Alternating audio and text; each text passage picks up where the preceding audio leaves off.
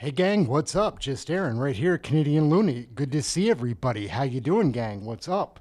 So today's episode, we've got our intro, we've got a funny video to watch, and then we're going to be watching Trudeau's testimony. We're going to be skipping through the French pieces because he does that a lot. Gets asked a question in English, answers in French. That's just the way he rolls, I guess. Anyways, before we get going, there's a few people here in the room early, and I'd like to say hello to my man, Captain Kirk. What's going on? Sky Orange, good to see you. Data Center, what's up, buddy?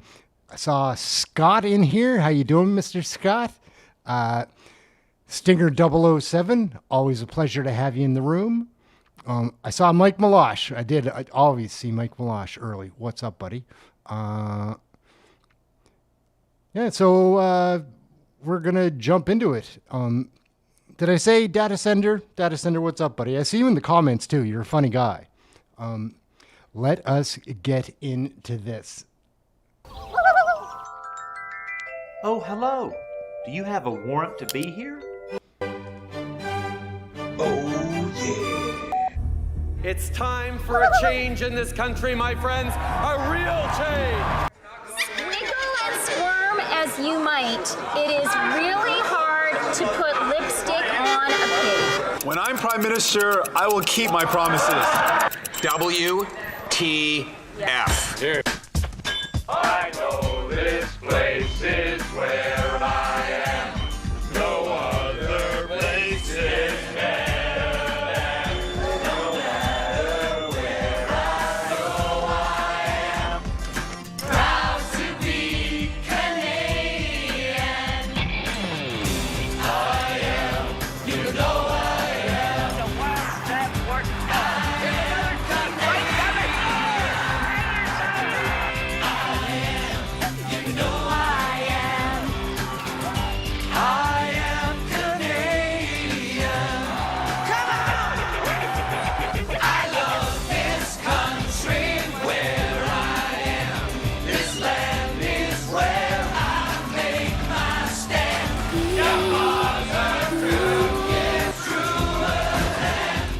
The one we call Canadian.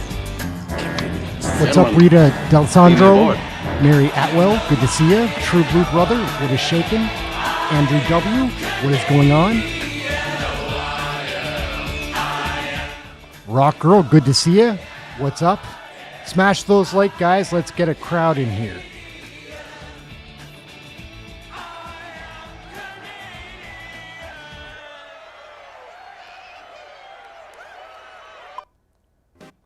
All right, guys. So this is a funny piece done by This Hour Has 22 Minutes. They don't do a lot of funny stuff anymore. This is pretty entertaining. Let's take a peek at this. Pretty funny. And again, I don't mean to interrupt, but with video like this, I kind of have to. This Hour Has 22 Minutes maybe is making a comeback. Maybe CBC is going to get defunded and these people are going to be out of jobs. Who knows? They used to be very funny. Who wears makeup anymore, even in a satirical skit? Who wears face makeup to make them look like a different... in the Kool-Aid, that's a joke we referred to earlier. They're spot on in this sketch. All right, gang, we're going to drop into it right here. We've got Trudeau, and he's testifying, and... let's see what he says, guys. He's going to say how often he helps Canadians and he's investing. He's helping himself and investing in himself and taking us down at the same time. C'est vous qui menez destroying our country. l'interrogatoire. Oui, good afternoon. Good afternoon. Shantona Chaudhary, lead counsel for the commission. Our witness this afternoon is Prime Minister Justin Trudeau. Can I ask that the witness be sworn or affirmed? Do you wish to be sworn or affirmed for the record? Sworn, please. Could you please state your name for the record? Justin Trudeau. And do you swear that the testimony you're about to give today is the truth, the whole truth, and nothing but the truth? I do. Thank you very much. Counsel, you may proceed. Thank you. So, Prime Minister, we'll start with the typical routine housekeeping. Mr. Clerk, can I ask you to pull up WIT 66, please? Prime Minister, you'll recall being interviewed by Commission Counsel on February 27th, 2024. Yes, Can you confirm that you've reviewed the summary of that interview, that the summary is accurate, and that you adopt it as part of your evidence before the Commission? I can. Thank you. The next is WIT 67, please, Mr. Clerk. So, Mr. Prime Minister, this is the summary of your in-camera examination. You'll recall having been examined in camera by Commission Counsel earlier this year? Yes, I do. Okay, and once again, can you confirm that you've reviewed the summary, that the summary is accurate, and that you adopt it as part of your evidence for the Commission? I can. Perfect. We can take that down now, Mr. Clerk.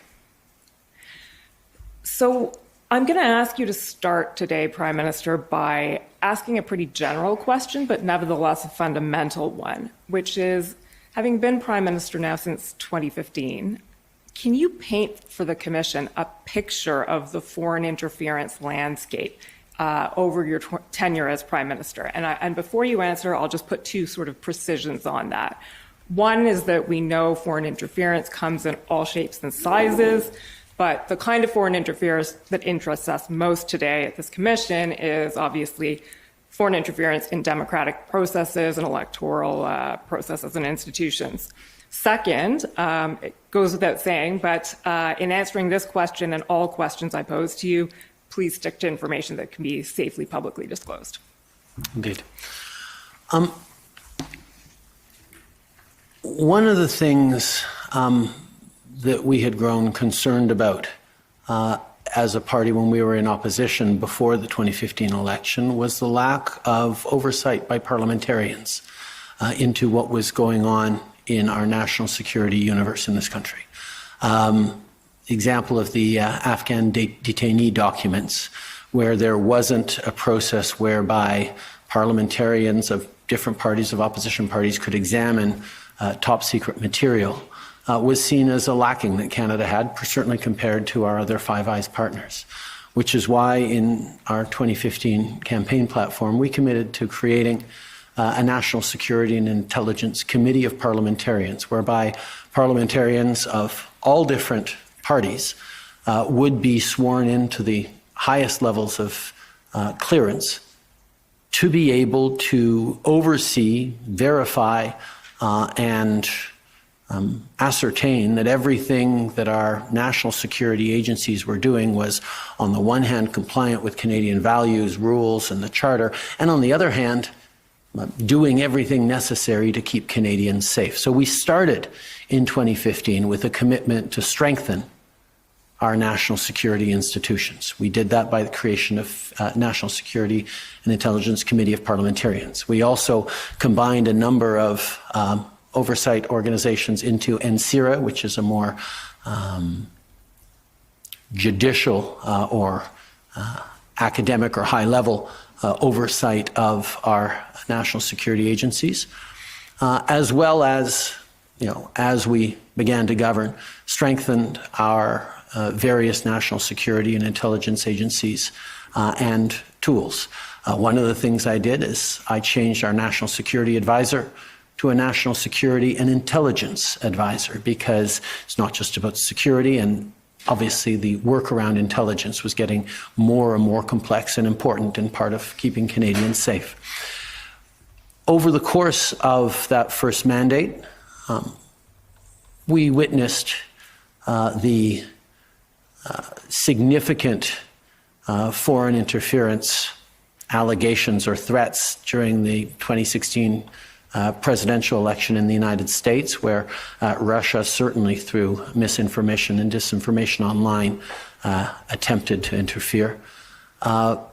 But also, more interestingly, as a key example, in 2017, during the French presidential election, there was actually a moment in which officials within the French governmental apparatus actually had to come out and tell the citizens of France that a particular piece of information or news that was about to break was in fact Russian disinformation and should not be given any weight or heed.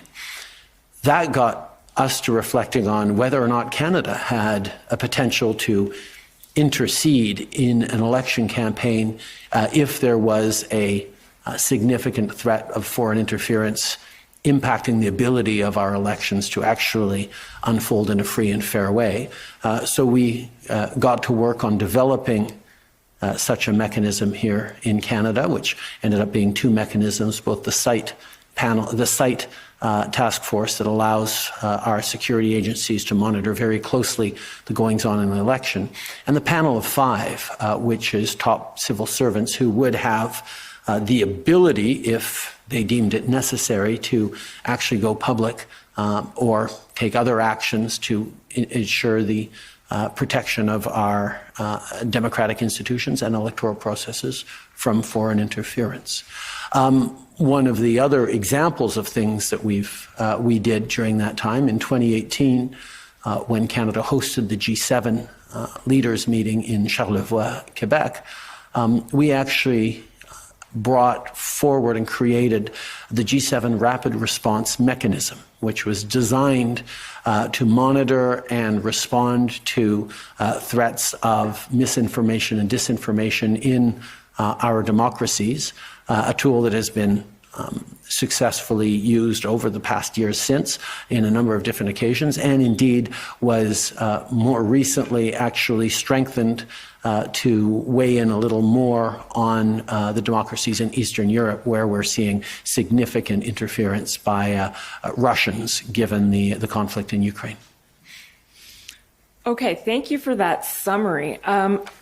What I'm going to try and get at now is the threats, really, to which all of this responds. So we heard from Minister Gould this morning about the plan to protect Canada's democracy and what it was really designed to do, that process.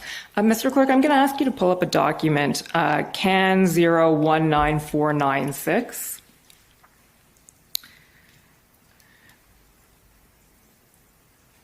So, Mr. Prime Minister, this is a document actually from 2017, so before this Commission's mandate per se, but it gives an idea, I think, of the kind of information, or at least that was available to you at that time, and that's what I'm going to bring out here. So, this is a memo that was written to you by David Morrison, your NSIA at the time, and you received it in June 2017. So, the top of that document there talks about the Chinese foreign interference threat. And it says, the CSIS describes the PRC essentially as sophisticated, pervasive, persistent. There are other countries around, but the PRC is the big one. Mr. Clerk, if you can just scroll down a little bit more. Okay, scroll down, I'll tell you when to stop.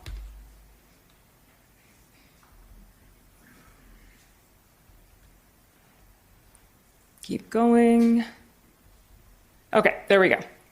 So on the third page here, you'll see, Prime Minister, it talks about allies who are facing similar challenges and refers specifically to Australia, in which I believe what's explained there is in Australia, it was found that agents of the Chinese government were donating millions of dollars across the political spectrum. So your NSIA is informing you of this. And keep scrolling down, please, Mr. Clerk, to the next page. And then brings it back to Canada.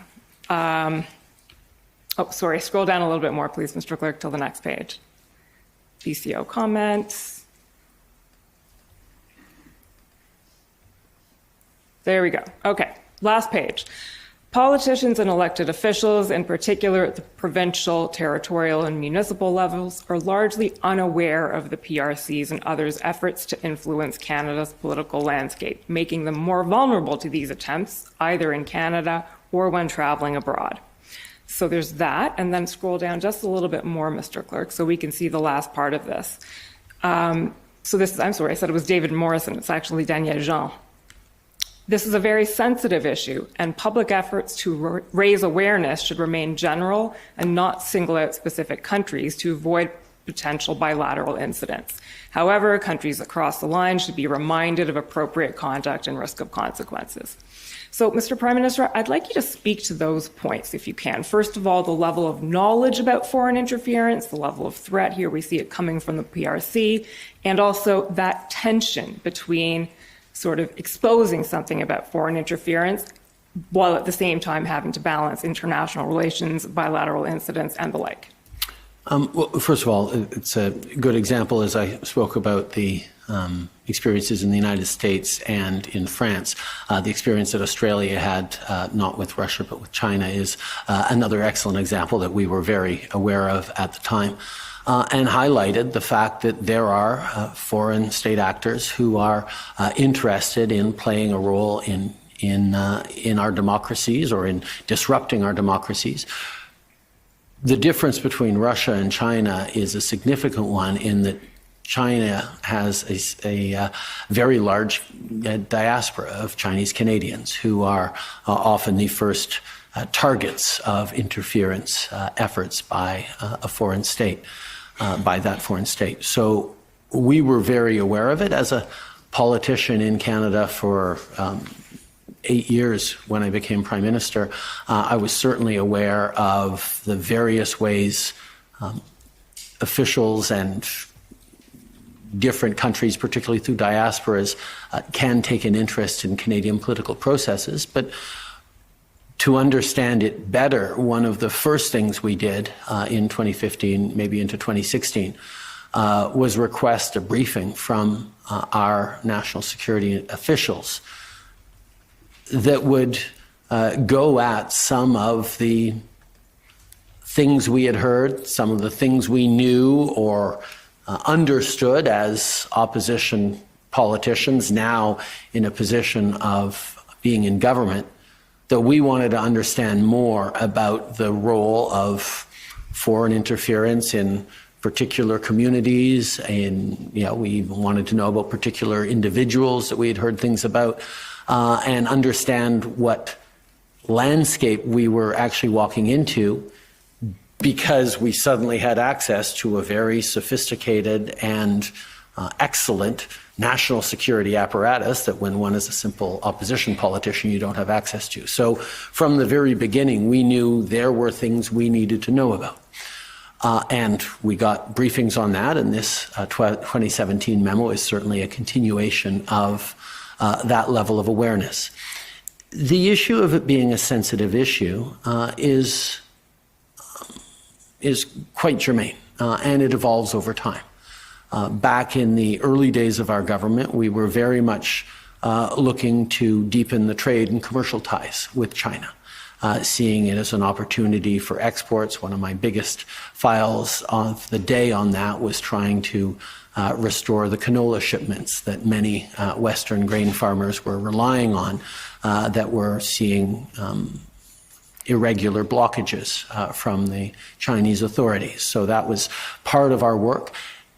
But even as we were doing that, we were very aware of the areas in which we needed to challenge or contest China, whether it was on issues of human rights or democracy, of Uyghurs, of protection of the rights of our diaspora communities from influence or intimidation. There's always been a complex approach that every government has had to take with China. Over the years, however, this has shifted significantly. As I'm sure we'll get into, the relations with China took a significant turn when they chose to arbitrarily detain 2 Canadian citizens. And for close to 3 years, we were not just pushing back hard against China on the arbitrary nature of those detentions and the fact that they needed to release those 2 Canadians, but we were extremely active around the world in mobilizing other countries to bring up Canada and the plight of the 2 Michaels during their bilateral conversations, which was something I can say ended up putting a significant amount of strain on our relationship, because it was a massive irritant to China that everyone kept talking about these 2 Michaels, even when they didn't have anything to do with Canada. We heard it regularly, but that was what we would continue to do. It perhaps came to the greatest sort of head in terms of being reminded of appropriate contact and risk of consequences in November of 2022 when I was in Indonesia for a G20 meeting, when I saw the President of China, Xi Jinping, at the opening ceremonies. I mentioned to him that I needed China to stop interfering in Canadian democratic processes, because that was very much something that people were very concerned about back home at that particular moment. We'll move then to from the general landscape, which we now I think have a decent picture of, to some more precise questions having to do with this Commission's terms of reference. Et je vais commencer en français, monsieur, maintenant. Et on va parler d'un sujet qui est couvert dans votre résumé d'entrevue et votre témoignage. C'est la manière dont vous recevez de l'information et du renseignement. Un point clé qui ressort de votre entrevue et de votre témoignage auparavant, c'est que les documents écrits sont peut-être pas la manière principale dont vous recevez ces informations-là. Et c'est plutôt les briefages verbaux que vous receviez. While they're discussing whatever that French question is, there's no subtitles on this one. We're going to take a chance to say hello to the people that I can see. A lot of new people. Good day, Rena. How are you? Richard Belinsky, how you doing? Mr. Bandit, 711 Lemieux. Christine Noseworthy, always a pleasure to see you here. Kevin the Oculus, what's going on? Gus Pappas, I think I missed you earlier. Thanks for the membership there, Data Center. It does help. This is what I do for a living. Crota Cheese, what is going on? Welcome to the chat room. We've got a great group here. Mary Atwell, what is shaking? Sky Orange, did I catch you earlier? How you doing today? Marie DeWaron, nice to have you. Squid Torque, what is going on? How you doing? Gold Snake, welcome aboard. We've got Harry Taint. I don't think I saw Harry earlier. Mike Duncan, brother, what's shaking? Rock Girl, how you doing? New thing, welcome to the chat. Good to have you. George Soros, please leave a donation. Thank you very much. Bobby Thompson, what is going on? I'm only kidding, George Soros. If it is the George Soros, drop off $1 billion. Jason Rondu, what is shaking? Rayman, good to see you. Christine Noseworthy. Gabby, good to see you. Magic 12, what is going on? Tinfoil Hat, how are things? Conscious Lobster, free the lobsters. Let's get them, out of those traps. Jennifer O, welcome back. Good to see you. Rayman, I think I caught you earlier. It adds up. Yeah, sorry. Diane Lockie, what is going on? Good to have you. Nice to see you.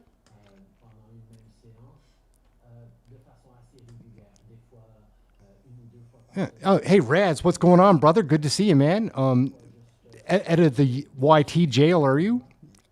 Yeah, so...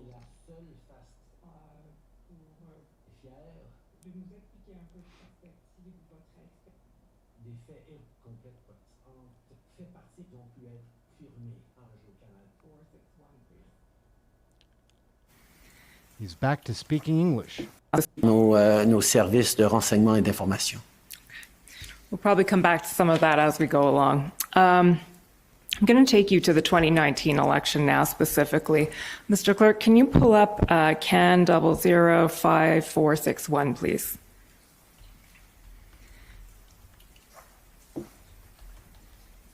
So, Prime Minister, this is, while it's getting pulled up, yep, there it is.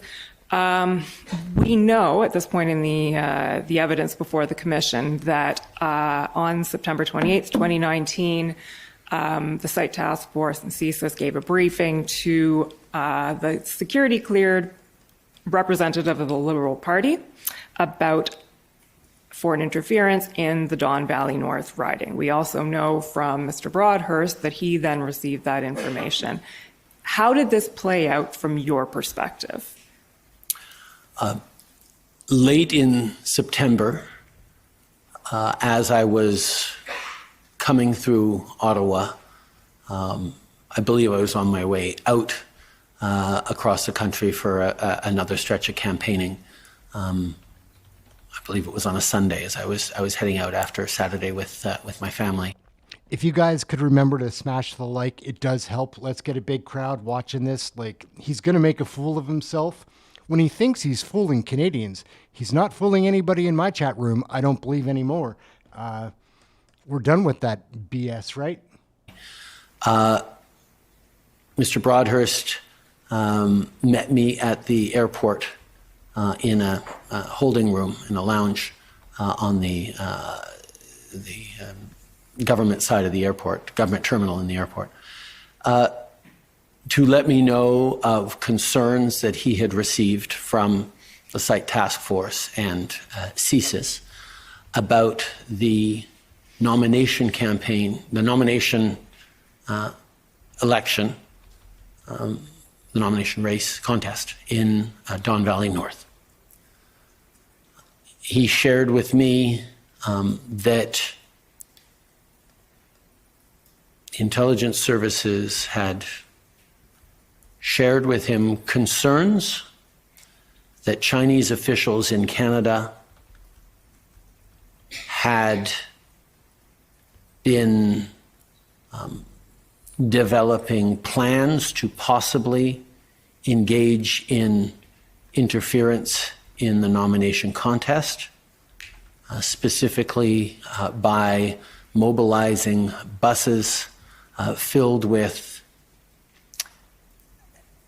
and the challenge in this is always trying to pick out what I heard exactly then from what I knew later, but I believe it was either buses full of students or buses filled with Chinese speakers or Chinese diaspora members who would be mobilized to support Han Dong, who would have been mobilized to support Han Dong in that nomination contest of a few weeks previous. In what ended up being probably a 20-minute to half-hour conversation with Mr. Broadhurst, I asked him more specifically about, okay, so they had plans or an intent or a capacity to do this. Do we know that they did? Did you hear from CSIS and the security agencies that this was actually done? They weren't entirely certain. There was reasons to believe that perhaps it has, and perhaps the indication was that there were buses filled with Chinese speakers at that nomination contest. I asked if, and as a matter of course, those who are in politics and certainly on the ground riding politics know that it is regular for buses to be mobilized, particularly in contested nominations of community organizations, student groups. A particular seniors residence could bring a minibus full of seniors to participate in a nomination contest. So just the existence of buses wasn't enough. Buses with Chinese speakers or Mandarin speakers in them wasn't enough to be itself alarming or a condemnation, but there were clear indications that there were concerns by CSIS that China might have been behind this, and that those students or those individuals on the bus might have been motivated or mobilized to vote in that way, and there were concerns that CSIS had. I asked the extent to which they were certain that it happened, the extent to which they were certain that China was indeed behind the mobilizing of the bus or buses. And I also asked whether or not CSIS had information that Han Dong knew about this, whether he was witting and aware that China had mobilized, or Chinese officials had mobilized buses for him or not. And the answers were not clear from CSIS at that point, according to what Mr. Broadhurst told me. I then asked I also asked if it was a close nomination, if there was a sense that the actual result of the nomination could have been affected by this bus or buses or what was there, and that wasn't clear at all. CSIS didn't have any conclusions to share at that point. I asked Mr. Broadhurst whether CSIS was making any recommendations or suggestions as to what we should do with this information. And it was clear to Mr. Broadhurst that this was very much about just letting us know so that we know and could perhaps take any actions that we deemed appropriate, but they weren't going to be recommending for us to take action of one way or another. But they also specified that this was secret information that we could not share with the candidate in question, Mr. Dong, or the public at large in terms of what they were telling us about these concerns and these allegations. I then asked Mr. Broadhurst what the Liberal Party processes that are in place to oversee nominations, particularly contested nominations, had flagged around that nomination contest of a few weeks before. There are party officials that oversee the voting, the registrations, the voting, the processes, the counting. There are lawyers in place overseeing the count. There are possibilities for the losing contestant or contestants to challenge the result if they feel it was unfair. There are many processes because political parties often have some very complex fights around nomination parties, all nomination contests. All political parties are like that. And Mr. Broadhurst assured me that they had looked into, when they heard these allegations or this information from CSIS and CITE, and had no flags on the nomination process. So then I had what was a brief conversation with Mr. Broadhurst after we had established all that, to sort of agree that the threshold for overturning a democratic event like an official party nomination to find out who would be the candidate for a general election, particularly during an election, general election, must have a fairly high threshold for removal of that candidate. And that was really sort of the binary choice we were placed with in that situation. Acting would be removing Han Dong as our official candidate. The other choice would be not to remove that candidate. But even not having removed that candidate, it would be something, given this information, that we would have to revisit. Certainly in the case that that candidate got elected, there would be questions we would have to follow up on after the election to properly understand what happened and what the issues or the risks were in this situation. But understanding that the decision to remove someone needed a high threshold, a threshold that, incidentally, I have met and seen many other cases. As Liberal Party leader, I have, on many, many different occasions, had to ask people to step down or step away or desist as candidates for the Liberal Party. Most recently as the last election, where we did that in the case of a downtown Toronto riding.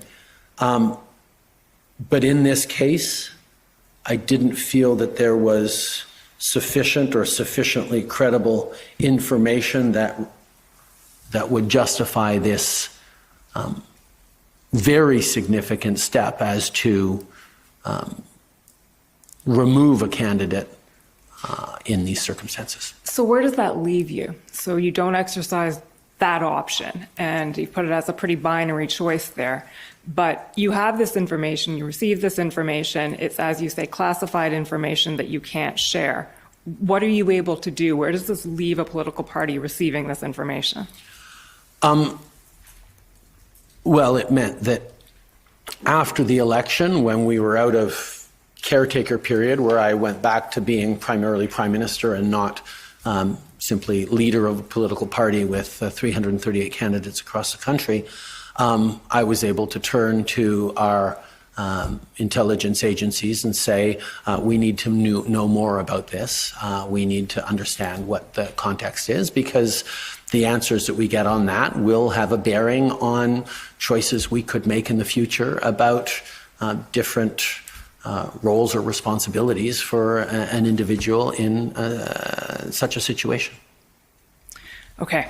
I'm going to move on to some other things now because we have a lot to cover in 75 minutes. Et je vois le temps qui coule. Okay, so the next topic then, Mr. Clerk, you can pull this up, CAN 003116, but Prime Minister, I think I can ask you this question without reference to a document. An incident that was reported by the RRM in the 29 election had to do with an article published in the Buffalo Chronicle, some misinformation, false information about you specifically. Is that something that came to your attention in the 2019 election? No, it did not. No, it did not. Okay. Sorry, the engagement of the site task force or the panel or anyone into that issue was not something I was aware of at the time. I was, of course, aware of the quite disgusting false conspiracies or allegations being shared by both the Buffalo Chronicle and a significant number of conservative politicians.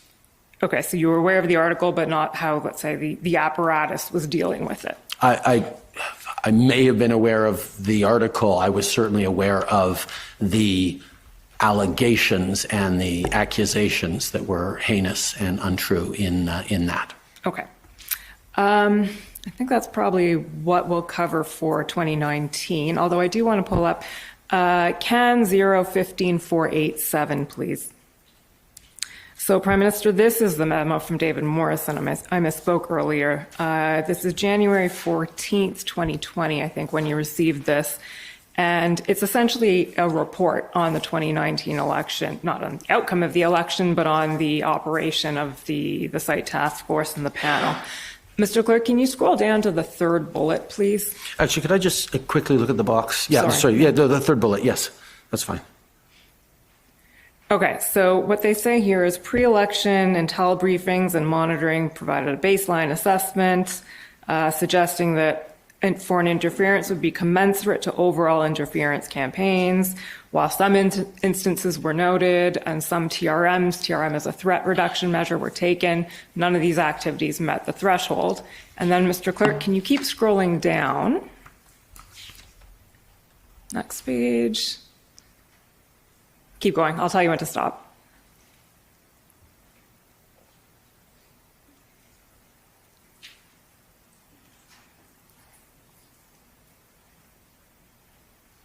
Yep, I think we may. Oh, no, there we go. Okay. It says, as it pertains to FI and as referenced above, despite concerns that Canada would be targeted, and then I'm going to go through this quite quickly, but the assessment is there was no foreign cyber threat activity targeting Elections Canada, no instances of foreign interference in the human space, no significant indications of FI in the digital information ecosystem, and then what Mr. Morrison says is arguably this places the level Despite of concerns FI that GE 2019 below the anticipated baseline. Is that consistent with the information that was being provided to you about what happened in GE 2019? Yes. This was a report in January of 2020, so 3 months after the election. I would have already have been briefed multiple times by the clerk and by others that their conclusion was that the elections in 2019 were indeed free and fair, and the outcome was not affected by foreign interference, either overall or in the specific riding contests. Okay, so now let's leave 2019 and move to the 2021 election. I'm going to ask you about a series of some incidents or events about which the Commission has received information. And I'll do the first one with reference to one of the topical summaries that's been produced to the Commission by the government. So, Mr. Clerk, that's Can Sum 4.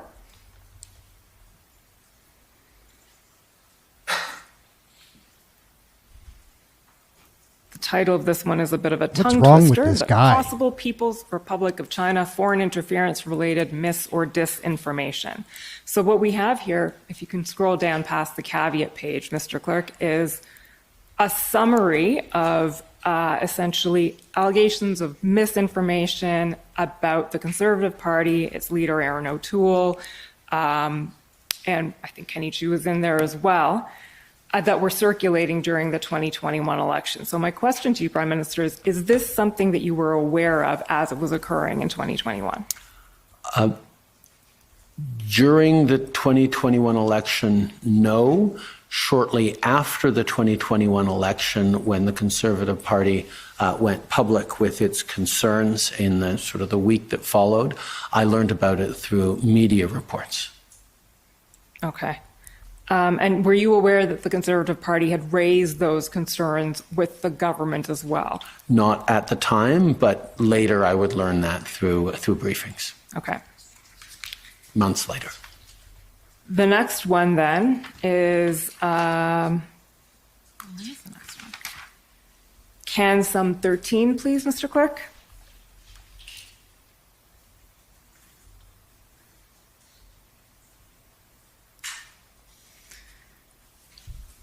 So this is actually a summary about both 2019 and 2021. The more germane one may be 2021. Can you scroll down to the information page? Thank you, Mr. Clerk.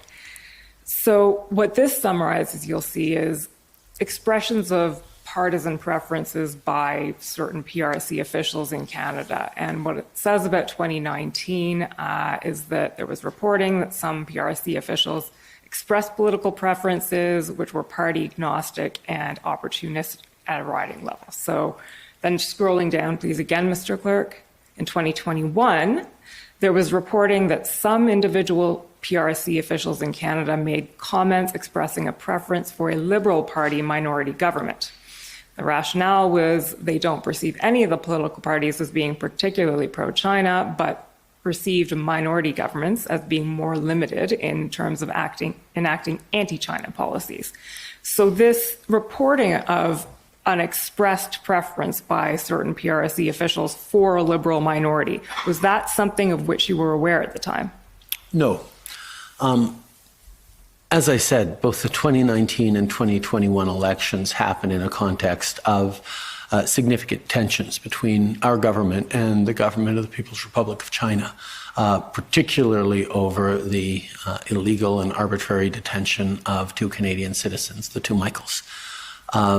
We were extremely active both in pushing back at Chinese officials on this issue, but also, as I said, active around the world in drumming up support for people, for different countries, for the 2 Michaels, but also support for an initiative we were taking around arbitrary detention and how it shouldn't be used as a tool of political pressure or achieving political goals. So, I can certainly say that while individual officials may well have expressed a preference or another, the impression we got and consistently would get is that the actual People's Republic of China would have no it just would seem very improbable that the Chinese government itself would have a preference in the election. So I take it from this that whatever intelligence reporting there was on that, it did not reach your ears? No. Okay. Thanks. You can take that down now, Mr. Clerk. And there's also the issue of the difference between foreign interference and attempts by different countries to influence behavior. Diplomats around the world are in their roles to try and influence favorable behaviors by the countries in which they're serving towards the country they represent. That is a big part of the role of a diplomat, of a... Thank you, Sheila Hall. That's very generous. Welcome to all the new members of the channel. I'm working on benefits for the members. We'll may be making some changes to make what that's about. Thank you so much, Sheila. Sorry to interrupt. It's only the Prime Minister. He's a loser. Foreign official of all types, Canadians certainly, take an active role in furthering our interests, including from time to time having certain preferences around what might happen or might be an outcome of an election or a particular domestic debate in a foreign country. However, foreign interference happens when there's a full proper definition of it somewhere, but my understanding is where it's covert, where it's coercive, where it is using pressure or particularly untoward means other than having a diplomat express, I really hope you should sign this trade deal, it'd be good for both of our countries, as opposed to trying to strong-arm people behind the scenes to get them to sign said trade deal or whatever one might examine. So for a diplomat to express a preference, whether it be personal or tactical or what have you, is not in itself foreign interference. It may be attempts at influence. It may not be anything other than the regular conduct of diplomacy. So it would be the actions they take to further their preference that would constitute potentially foreign interference. And certainly in the case of China, we have seen regularly that many examples of this commission that there are clear actions that would amount to or indicate a willingness to engage in foreign interference. The next incident I want to bring you to is CAN 001082, Mr. Clerk. This is another briefing, Prime Minister, that was given to the cleared representative of the Liberal Party at the time. It's the 2021 election this time. You probably, judging from that document, can't say very much about this, but what I'm interested in knowing here is the timing of how this one played out, again, from your perspective. So we know that the briefing, it was actually on the 12th of September, I believe, not the 11th, as this document indicates, but it was given again to the Liberal Party representative and then to Mr. Broadhurst, and we've heard Mr. Broadhurst's evidence on it, so now we'd like yours. My understanding is, which I learned after the election was over, was that Mr. Broadhurst made the determination that it wasn't something that he needed to bring to my attention as leader of the Liberal Party, and he did not. He did not bring it to your attention? He did not bring it to my attention. During the election? During the election, yes. After the election? He did not, or he probably did, but I actually got more official briefings on this matter after the election. Okay, I understand. Okay. He was the vehicle for briefing me theoretically during the election, not officials, because that's the way it would flow through as party leader, in my party leader role. But afterwards, once I was once again fully Prime Minister, it was officials who would be able to brief me on this. Okay. Speaking of briefings, we're going to turn to that topic now. So I'm going to go through a few briefings that we know we think you received. We do know that you received in many instances on foreign interference over the relevant time period. I'll start with February 9th, 2021. This one I don't really have a document to point you to, so I'm just going to ask you for your recollection of it. So this would be, again, February 9th, 2021. Do you recall receiving a briefing on that date? Yes, that was a briefing that I got on the phone. I was not in person for that briefing. I was there via teleconference on a secure phone, and yes, I got a briefing. Okay. Do you recall the content of that briefing at all? It was as I recall, a general briefing on a number of issues, including foreign interference. Okay. The next one then in time skips to the fall of 2022. Mr. Clerk, can you pull up CAN 015842, please?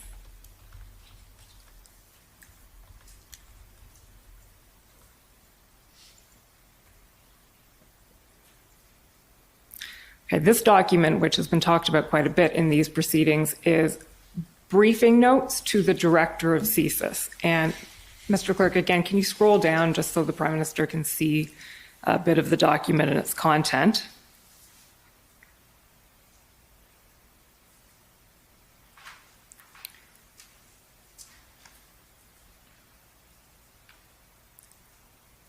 So, Prime Minister, my first question is, do you remember getting this briefing in the fall of 2022, October 27th? Yes, my memory is always better when I was physically in the place where I got the briefing. So I remember very clearly this briefing.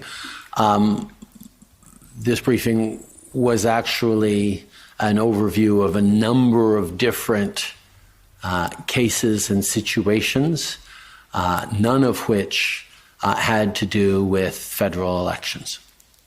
Okay, so would you say that the content of these briefing notes, accurately conveys what you were told during that briefing?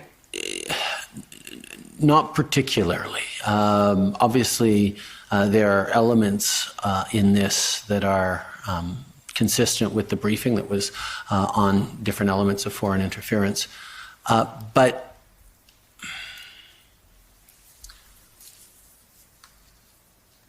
when it comes to briefings, and others can speak to this and how they make decisions about what to read from their prepared notes during an actual briefing with ministers or Prime Minister.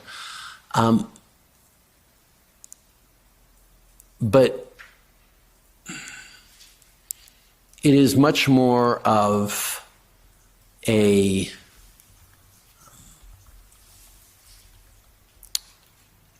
conversation than someone reading a prepared text to the minister that they're briefing. There are elements in here that say, for example, having read the briefing note in preparation for this this inquiry, that talk about how serious foreign interference is and how we need to do more.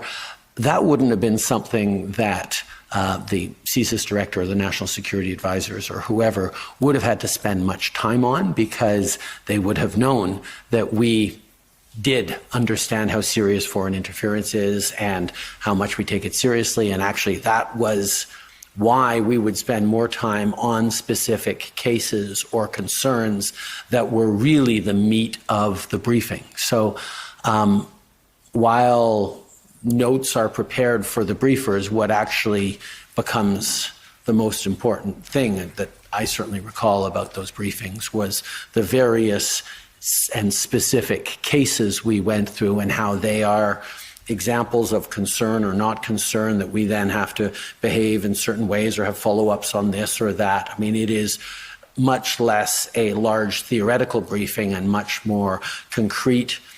This is a situation, and then the discussion about how we deal with this particular situation or example or another would be where the larger theoretical discussion and implications would come in, but they would be concentrated around specific individuals or cases. Okay. So maybe we'll pull up now Ms. Telford's notes from that meeting. So that's CAN 009803.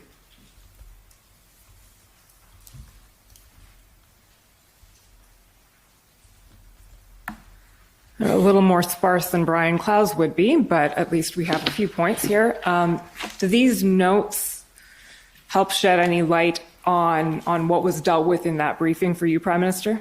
Does these seem familiar? Yes, I think the 1, 2, 3 indicates that different examples that we were, or the situations, or actually there are cases that we were talking about, or individuals we were talking about. And the bragging is not doing definitely helps me recall a part of the conversation where there was, and let me be careful how I say this so it's not identifiable. There was a foreign government official based in Canada who was taking credit for a certain thing having happened in Canada in their reporting to a superior or to their home country. And just the fact that a foreign official was taking credit for having delivered a particular outcome in no way meant that anything that particular official did actually created the outcome.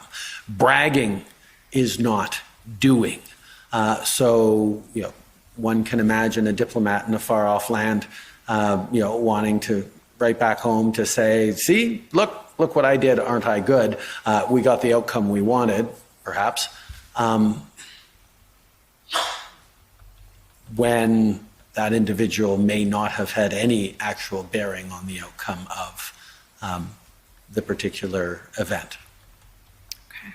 I don't know if that's sufficiently clear for what it was. It is, and thank you. The last document maybe on this point, 4097.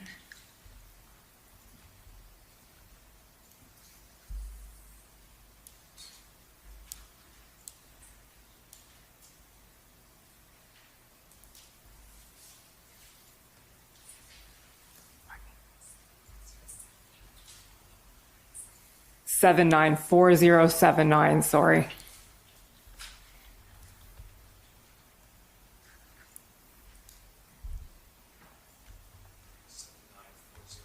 No, sorry, 4079. My bad.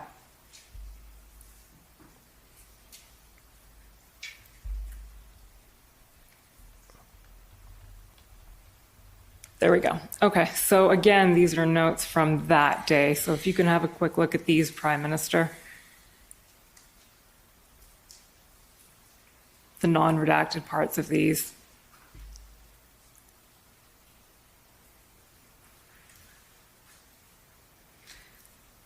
And what you'll see there is a text box over information that's been redacted but summarized by the Commission. Does this seem familiar as information that was discussed at that meeting? During that same October meeting? Sorry, what was that? Yes, that's the October meeting.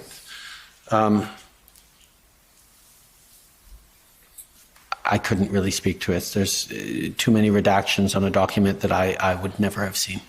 Fair enough. Okay, next one then is November 30th, 2022.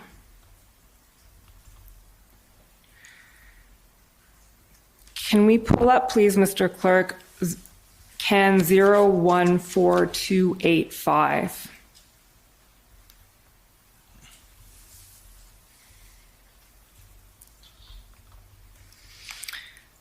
So this is a memo to you, Prime Minister, of November 30th, 2022. And Mr. Clerk, again, if you can scroll down so the Prime Minister can see the document, past the transmittal note. A memorandum for you by the NSIA, copied to the clerk, claims of foreign interference in the 2019 general election for information. And the context of this, Prime Minister, is this is shortly after the media leaks have started about foreign interference. So a memo was written, and we can again scroll through a bit to see the content of that memo.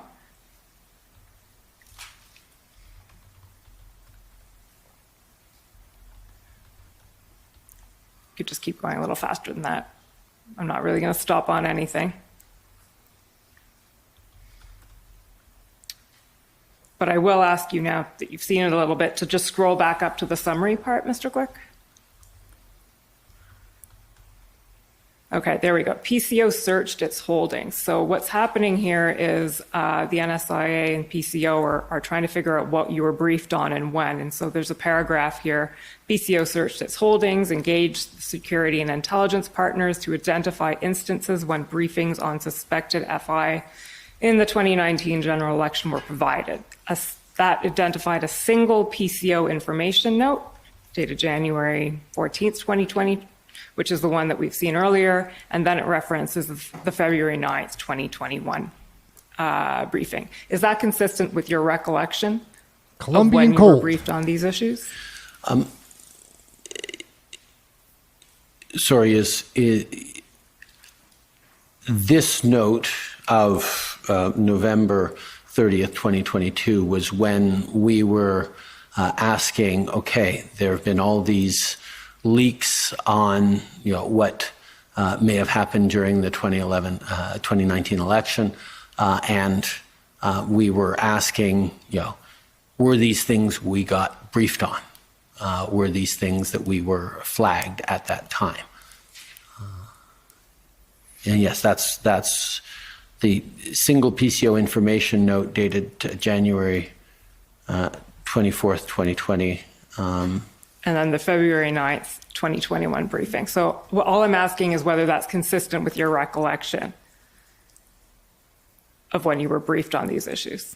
But I wasn't, these were requests I made a request to our National Security and Intelligence Advisor because there were things being alleged in the leaks that we had not been briefed on. So I'm not entirely certain about the briefing dates there given, because there were things, including those 11 candidates as a quote, that we had never been briefed on until we saw them in the papers, because following the leaks. Right. So I guess maybe my question wasn't clear.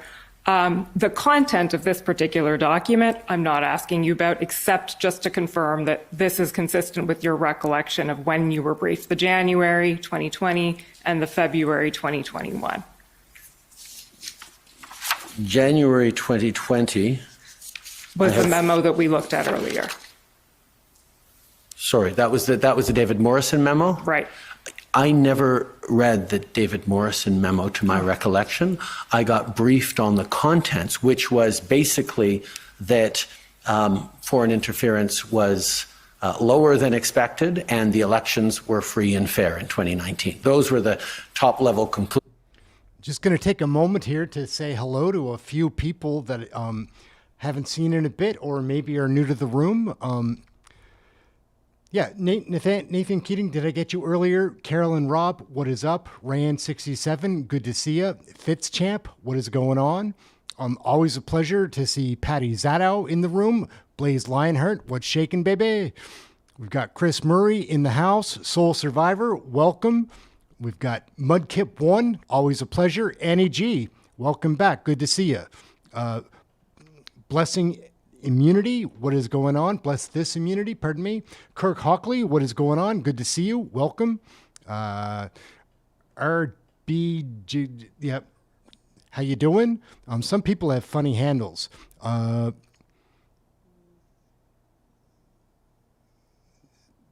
Storm, what is going on? Good to see you.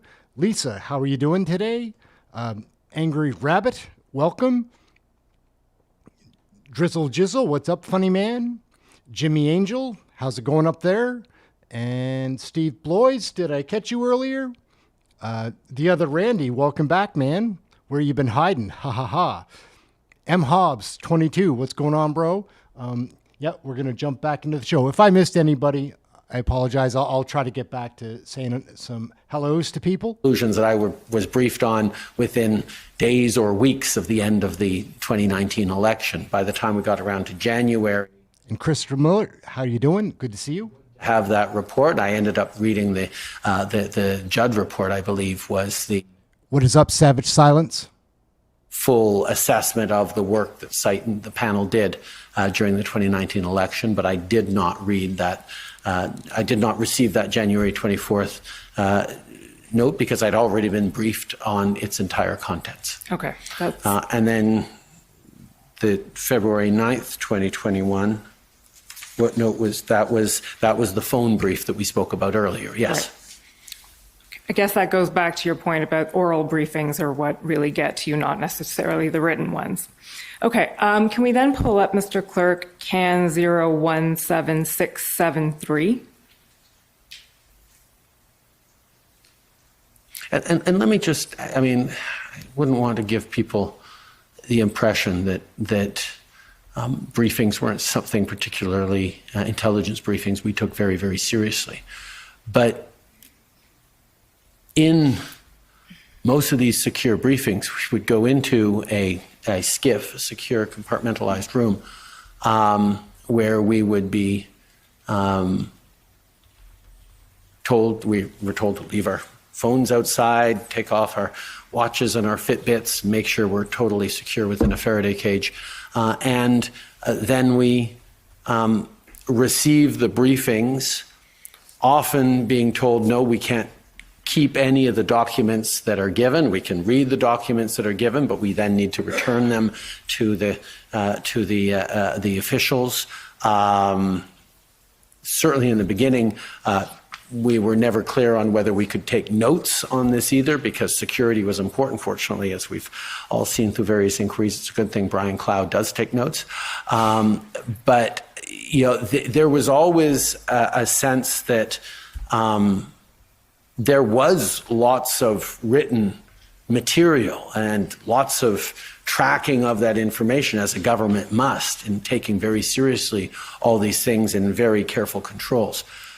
But when it came to briefing and taking actions and understanding the context, it happened through secure briefings and conversations that were primarily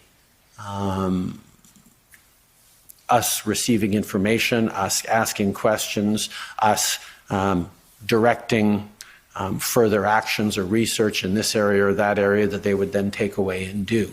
I wouldn't want anyone to think that, oh, because the briefings were primarily oral, or, for example, that David Morrison memo I didn't read because it wasn't delivered to me, because I got the content in other conversations with my NSIA, with my clerk, about the fact that the election integrity was upheld.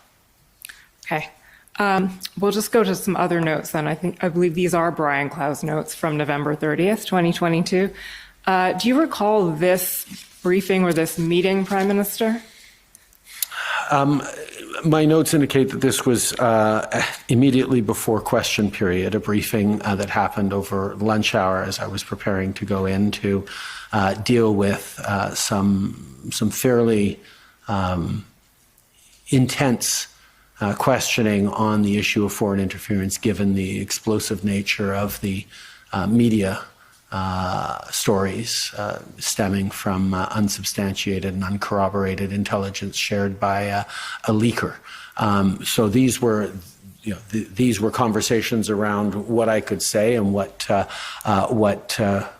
we could and couldn't say around some of these allegations that were in the paper, but would leave us limited on what we could actually rebut, regardless of the fact that there were inconsistencies, there were uncorroborated information in the leaks.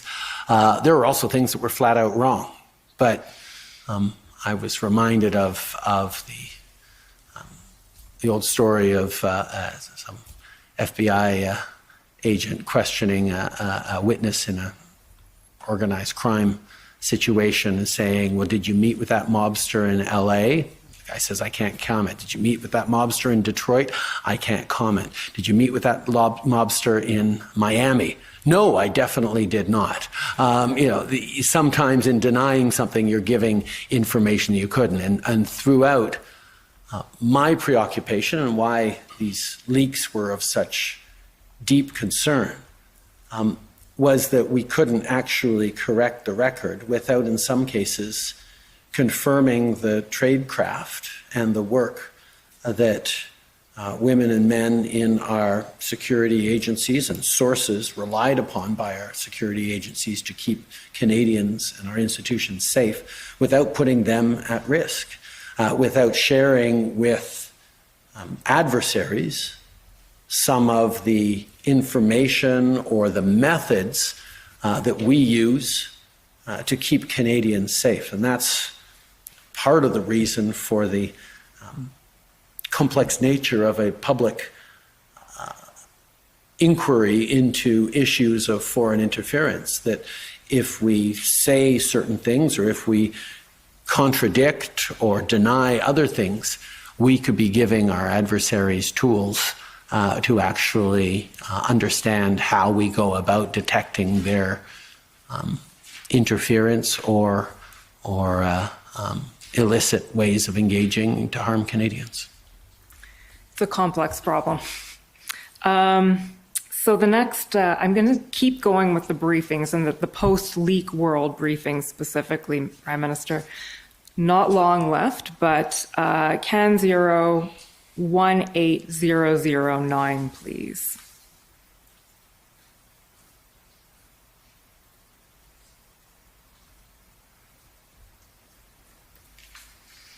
So these are notes from, the date on the notes is March 19th, but we know it was actually March 20th. So this is March 20th, 2023, a meeting in which you were present, and I believe your staff was present, and a number of senior national security officials. So if we scroll down, so again, Mr. Prime Minister, you can see the content of this document, or the unredacted content.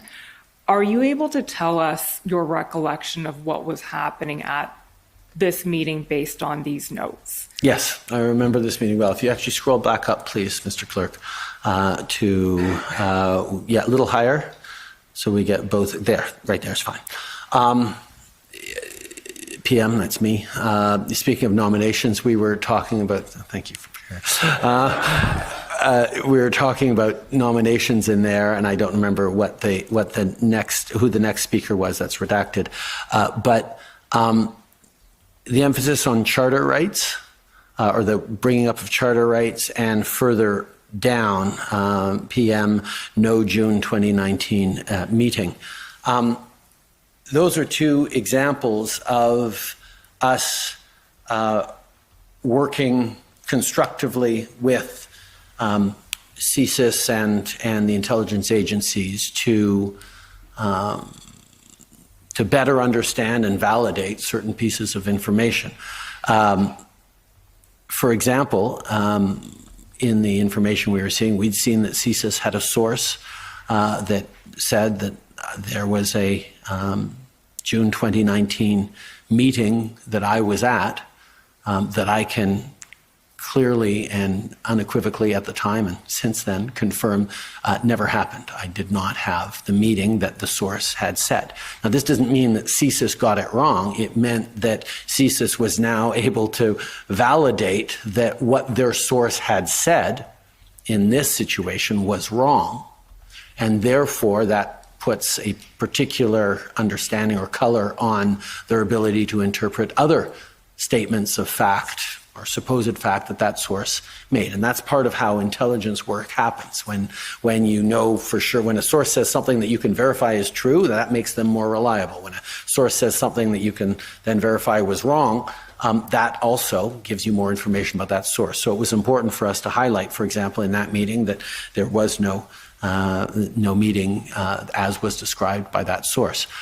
Similarly, on the question of charter rights, that was a slightly different tweak where in the CSIS analysis, the analyst had highlighted that there was possible violations of people's charter rights in a particular situation.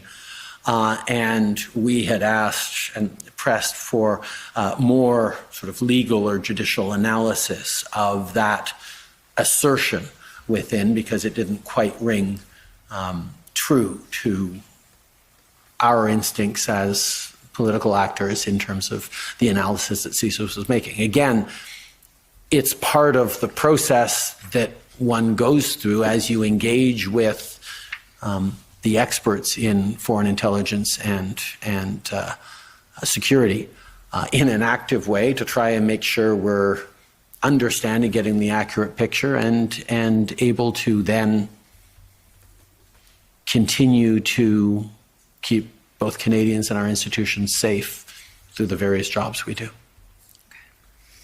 Madame la Commissaire, I think I'm out of time, mais vous me permettez une dernière question? Certainement. Parfait.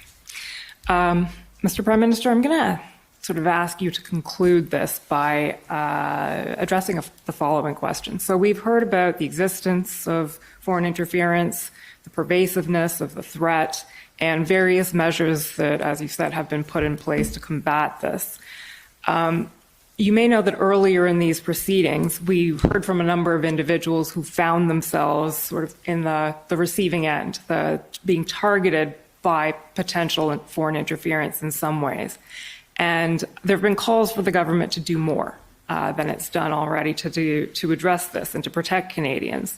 And in particular, I'll just read you a small excerpt of the former MP Kenny Chu when he was testifying here. He said that experiencing what he'd gone through in terms of the potential PRC misinformation, well, we don't know PRC, but potentially PRC-related misinformation, disinformation, potential foreign interference, he said, it's almost like I was drowning and they were watching. And the best they could do, by the way, is to let me know that I'm drowning. I don't need their notification. I need their help. Mm-hmm. So, Prime Minister, I'd like to hear your response to that. And essentially, maybe in providing this response, help set the stage for the second phase of the Commission's work. Starting by perhaps taking a bit of a step back and the idea that we need to do more, I agree.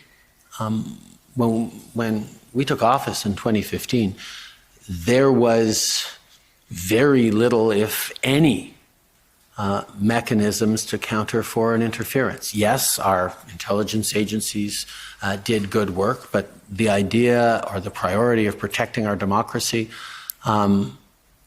particularly when it comes to misinformation, disinformation, active engagement in various diaspora communities or electoral events,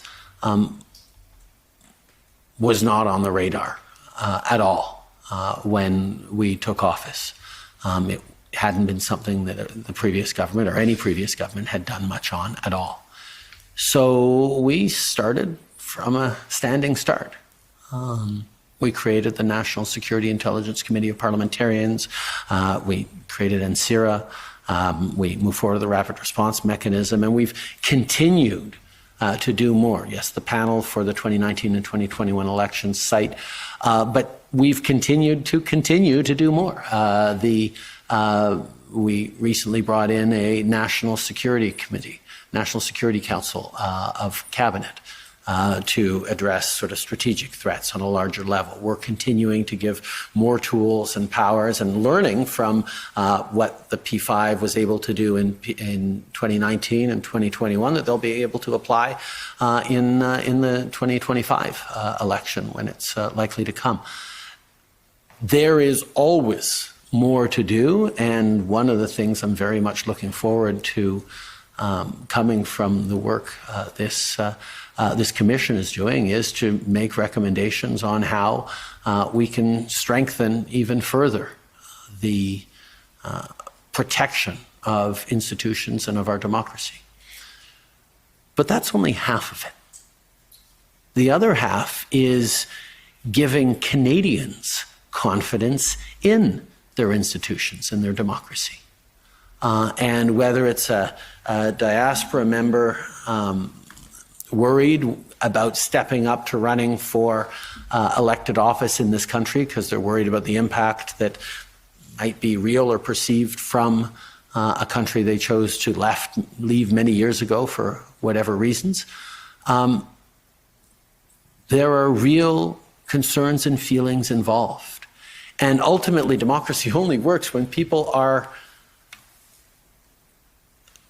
confident in its ability to keep them safe, but also be the articulation of what they want for their community and their country.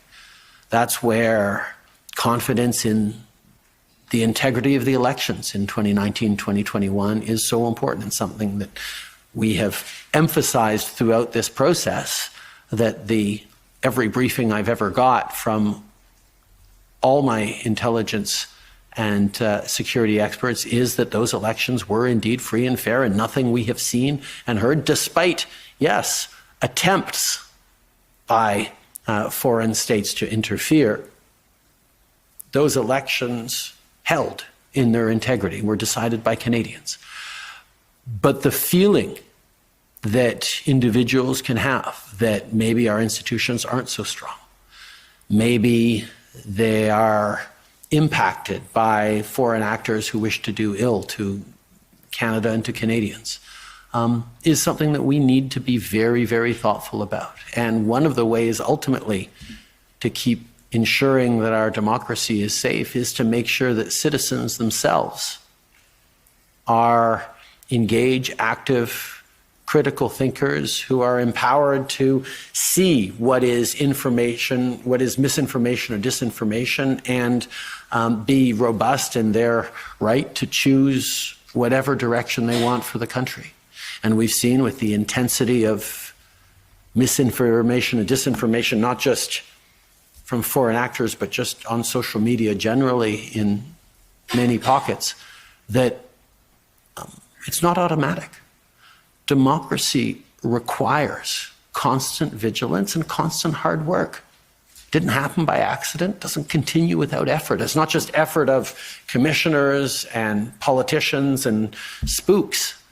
It's efforts of every single individual to feel like they have the full ability to engage in our democratic processes and to feel that they are safe and protected as they engage, whether it's as a voter or a candidate or an elected member of parliament or of provincial parliament or wherever. These are things that we all need to continue to work together on. And I am in constant awe of everyone across this country who continues to put up their hand and step forward in a time where it's getting more and more difficult and more challenging to be part of public and political discourse, to say, no, I want to build my country for the better. I want to contribute to my community, and I'm going to step forward into a place where I'm going to take slings and arrows, particularly members of diaspora communities. But bringing in that diversity of Canadians' experiences is the only way to make sure that we're actually building the kind of country we need to be for the future. So I salute everyone who steps up, and will continue to commit myself to making sure that those feelings of confidence and of safety as we engage as citizens or more as our democracy are protected. Madame la Commissaire, ce sont mes questions. Merci. J'en ai quelques-unes pour vous, Monsieur le Premier ministre. Bien sûr. All right, gang. Rickety, I possibly missed you earlier. Sorry, it's a French question right now. I'm going to interrupt just for a minute. It's a really busy day in the chat room because Trudeau doesn't testify that often. What a crock of shit he's feeding us right now. Is he a narcissist, a sociopath? Maybe he's a dark triad, because, like, he is up there saying that he is fighting and trying to build our country. He's torn it apart from the inside over the last couple of years, getting us in trouble with other nations. We cannot get an election soon enough. What is up, Red Maple? Soul Survivor, CG Visuals, what's going on? Canada RV, if I missed you earlier. Blue, what is going on? Good to see you. Kenzie Kraken, how you doing? What is going on? Louise Leborn, good to see you always. Art Blaze, what's shaking, man? Lion Blazeheart, good to see you.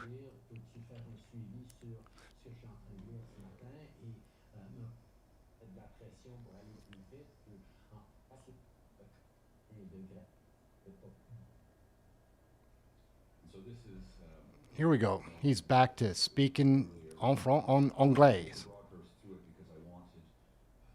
His evidence about what he, and so this is the document that we looked at earlier. I took Mr. Broadhurst through it because I wanted to have his evidence about what he told you. And of course, the value of this document is that it sticks to the things that we can talk about in an open proceeding like this. And so I just want to show you the key points. Of course, the first one is that there were allegations of foreign interference by China in the Don Valley North nomination contest. And then secondly, if you just scroll down a little bit, please. This is the redacted bit. Thank you. Oh, sorry. There we are. The summary of the redaction is buses being used to bring international students to the nomination process in support of Han Dong at the direction of PRC officials in Canada. And so it's that second paragraph that I want to focus on to begin with. And I just want to begin by noting that there's nothing in this summary that indicates what language the students were speaking. They're described as international students. And the reason why I'm noting that is that in your evidence earlier, and also in the witness statements that you adopted at the beginning, you referred to people on the bus, the students, at points as being Chinese-speaking peoples or Chinese speakers. Do you recall that? I can take you to the passages if you like. No. No, I appreciate that. One of the challenges that I have is remembering what I knew at a particular moment when months later, even years later, I would find out more information about this, means that I'm never 1,000% precise on what it is that I knew at a particular moment. Yes, I do appreciate that. I do remember at one point when we were talking about whether or not CSIS understood how nomination races worked and how community organizations would regularly bring buses. There was a quote, or there was someone relayed to me that one of CSIS's concerns was there were buses filled with Chinese speakers showing up at the nomination. And my response, as I sort of alluded to in my previous testimony, was, well, I had buses filled with Greek speakers and Italian speakers because in my nomination in Papineau, those were the communities that were mobilized.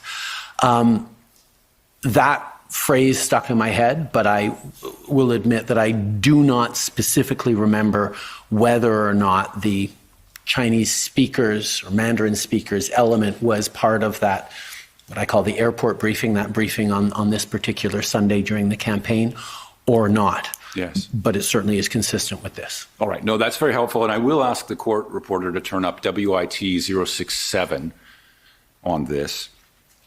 And if you'll go, Mr. Clerk, to paragraph 30, which is, starting at paragraph 29, please.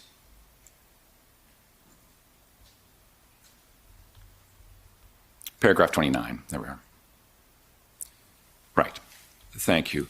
And so the last sentence is the concern was that buses of Chinese speakers had arrived at the nomination or possibly been brought into the nomination. And then if we go to paragraph 30 and just over the page, the top of the next page, a little further, there we are. Prime Minister, you see the last sentence. The central issue of concern was that buses filled with Chinese speakers could have been international students directed by the PRC. So the point that I want to make with you, Prime Minister, and it sounds to me like perhaps you've already got it, is that the central concern of the service here, as I understand it, is not that they were Chinese speakers. No. It's that they were directed by the PRC.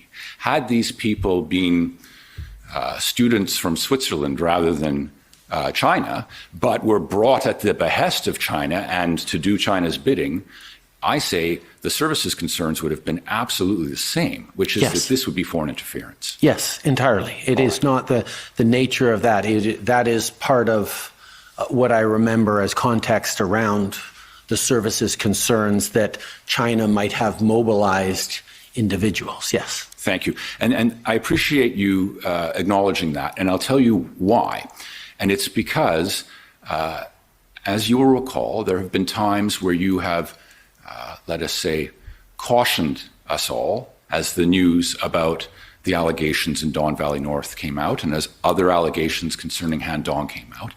You have, as I say, let us say, cautioned Canadians not to fall into anti-Chinese or anti-Asian stereotypes around this. And what I want to press on you here is that the ethnicity or the language of these students has never been the issue either for the service or for any right-thinking Canadian. The concern instead is that PRC was directing people, whoever they were, to go do their bidding and to help Han Dong into his seat in Parliament. And you can have that concern and worry about that and worry about the consequences for our democracy without having an ounce of racial prejudice running through your veins. Do you agree with me on that? Entirely. And that was actually the point that I made to the service. That I made in response to them saying, or the suggestion that, the concern is the bus filled with Chinese speakers. I say, that has absolutely no bearing on anything. And I want to be clear, though, I hope it is your evidence that you did not feel that the service itself was acting in some racially prejudiced way. No, my concern was more that perhaps the service didn't understand as deeply as political actors do. What's up, Dave B? Good to see you. Lois Hurst, always a pleasure. Yeah, this guy is unbelievable to watch, man. Trudeau is a bum. Try to remember to like and subscribe, share, get notified. We do live shows. We cover all the live question periods. So come back and check one of those out. They're back next week. And hello, Jane, Mystical Ship, Tammy Long, Maria Karma, how you doing? Anyways, we'll get back to this. It seems to me right now he's getting lob ball questions. Prevalence of busing of different community groups in nomination campaigns. Right, and let's come to that point as well. If we could go to WIT 66, please. That's your other statement. Paragraph 24, please.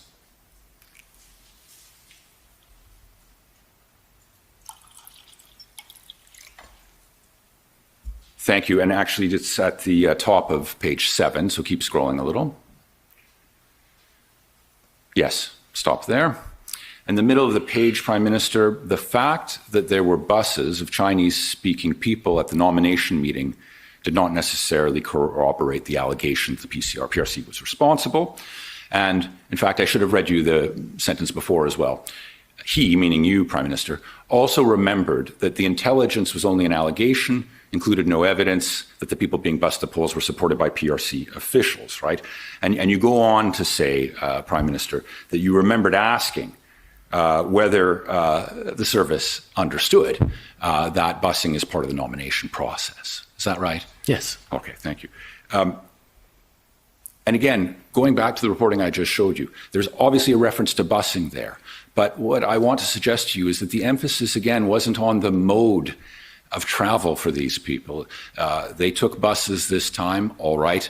They could have come some other way, and it wouldn't terribly matter for the services perspective because their concern was that they were directed by PRC and assisted in getting to the nomination place in order to, allegedly, help one candidate over another. So the way they got there doesn't matter one way or another. I understand your point that you wanted to make sure that CSIS understood that buses per se are not a problem. But my proposition to you, sir, is that when you read that statement, the emphasis is on direction by China. Yes, they got there by buses. That's the allegation.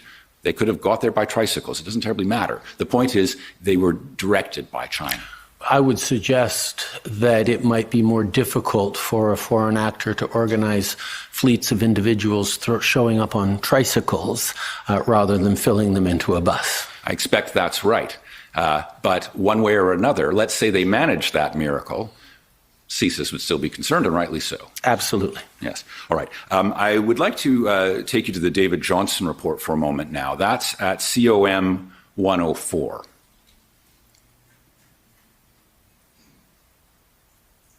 And if you'll go to page 23, please.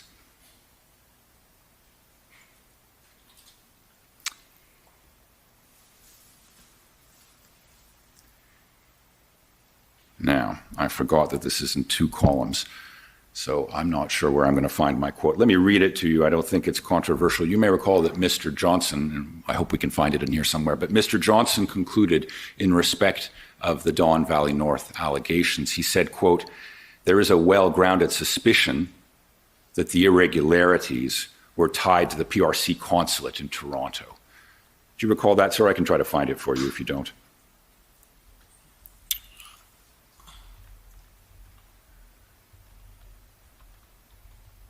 One moment. Yes, there it is. Irregularities were observed. Yes, and then there we are, and there is, thank you very much, Prime Minister, and there is a well-grounded suspicion that the irregularities were tied to the PRC consulate in Toronto. That's what I wanted to ask you about. Now, I fully appreciate, sir, that that was not a conclusion you were able to make or prepared to make in September 2019.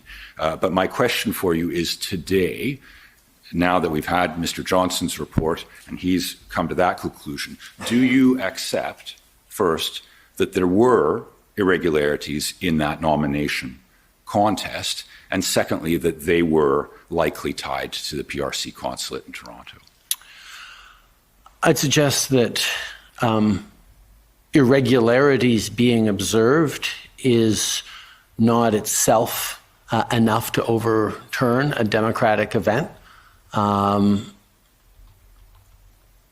And I'd also suggest that a well-grounded suspicion is certainly warranting more reflection and follow-ups, but also might not hit the necessarily very high threshold for overturning the result of a democratic event. Yes, but I don't think that's what Mr. Johnson is speaking to. He's just saying that there is a well-grounded suspicion that the irregularities, which he seems to have found, were tied to the consulate. And what I want to know is, do you accept those conclusions today?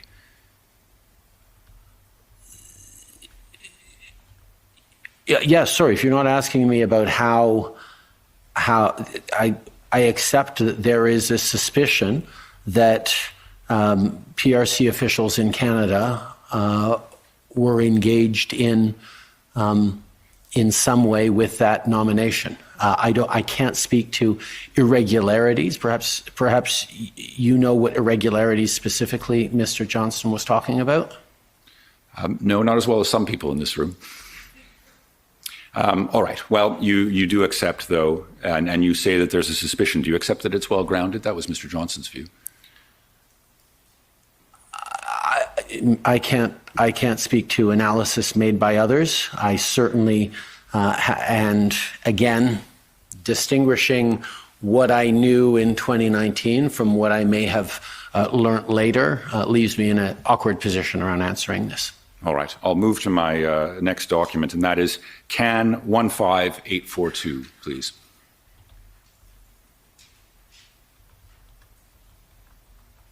And you've seen this already. It is the late October 2022 briefing. You've already given evidence that your briefings are oral. You didn't see this document per se, and I've got that point, sir. But I do want to go to page 2 of the document. Scrolling down a little further. There we are. Thank you. My question for you is, did the director say words to the effect of, or convey the message that, as you see here, Canada has been slower than our Five Eyes allies to respond to the foreign interference threat? No. All right. And if you continue on in that same passage, such as proactively publicizing successful disruption activities, was that something that the director conveyed to you? No. When I spoke to this before, I believe I said that the briefing notes prepared for the director didn't particularly align with the actual briefing we got. Yes. The briefing was spent almost entirely on specific cases, and all of these notes prepared for the director, generally saying, yes, foreign interference is serious, India, China, serious, would have taken up the first 30 seconds of what the director said, because Understood. he would have gotten right into the cases. So this is not... I'm just going to show you one more point from this. I do have your point about that. It's page 3. It's going to be your next question. Yes, thank you.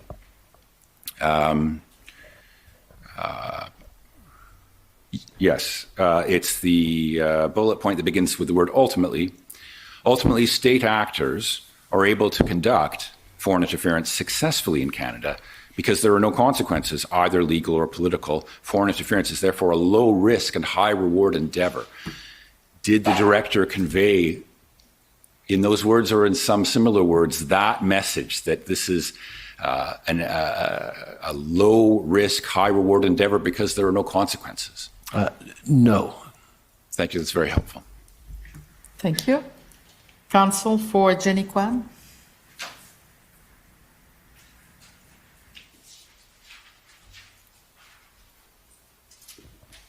Minister, good afternoon. So, Prime Minister, it's a matter of public record that MP Kwan has alleged that she may have been the target of foreign interference by the Communist Party of China in the 2021 general election. And so based on that premise, there's time permitting, there's 3 sets of issues I hope we could discuss. The first is how MP Kwan came to know from CSIS that she was a target for foreign interference. The second is why she might be a target. And the third is how foreign interference might be occurring against her in Canada. So you're aware, Prime Minister, that MP Kwan received a confidential briefing from CSIS on May 26, 2023. Yes. And you're aware that she's not shared publicly any of the classified information she received in that briefing. I believe that to be correct, yes. But you're aware she stated that she was told that she is an evergreen target for the Communist Party of China and for the rest of her life, even after she leaves politics. I can't speak to directly what she was told, but that seems consistent with what they might have told her, yes. So Prime Minister, are you able in this setting to share with us whether you had any role in the decision to brief MP Kwan about foreign interference? When there are allegations or information brought to me regarding a particular member of Parliament or a particular individual, often one of our first responses in my office, my response, is to ask CSIS or the security agency involved to engage directly with the individual. The nature of that engagement, often we find that CSIS is already preparing to do that. Sometimes us encouraging it allows it or encourages it to happen more quickly. It's certainly something CSIS can make decisions about on its own as well. But I believe in this case, we encouraged those briefings to happen. And so you encouraged them to happen. And if you're able to comment, was one of the reasons why you and your office encouraged the briefing to happen was to enable MP Kwan to herself identify foreign interference that might be occurring and to take steps, if she could, to counter foreign interference? The challenge of foreign interference exists for, as we've heard, for just about every elected official at every different order of government as a potential threat. But we also know that diaspora communities, particularly from certain countries of origin, are more susceptible to be targets on that. So whether it's defensive briefings or threat reduction measures, which are two different approaches that CSIS and others can use in terms of briefing, they are designed to both inform, make aware, and hopefully help the individual in avoiding the kind of interference that is of concern. And so one goal is to help individuals avoid foreign interference if it's occurring, so a self-help remedy, if we could. But surely another purpose would be to urge an individual to come forth with concerns about potential foreign interference to CSIS or the RCMP or the Commissioner of Canada Elections or some other federal authority. Is that right? Right. And of course, for anyone to come forward, a member of Parliament or any Canadian who might be targeted for foreign interference, the expectation would be that if they presented such a complaint or a concern, that it would be investigated thoroughly. That it would be given the attention that it merits, yes. Okay. And so I want to dig in a bit to why MP Kwan might have been targeted and what your thoughts are. So you're aware that MP Kwan has testified here that she believes she's been targeted for foreign interference because of her outspoken criticism over many years of the human rights record of the People's Republic of China. Are you aware of that? Yes. Yeah, and so you're aware of her criticisms of the Tiananmen Square massacre. Yes. And the Hong Kong national security law. Yes, like many Canadians of all different origins, but particularly progressive Canadians of Chinese origin, there are some very, very strong and outspoken and brave individuals who speak up against the government of their country of origin. And she made some of those criticisms as a parliamentarian on the floor of the House of Commons. Yes. So, for example, when she spoke in favor of and voted in favor of the resolution on the Uyghur genocide.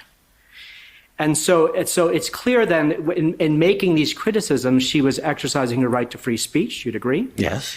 And that she was exercising her parliamentary privilege when she made those criticisms. And no Canadian... And I'd also say more, she was...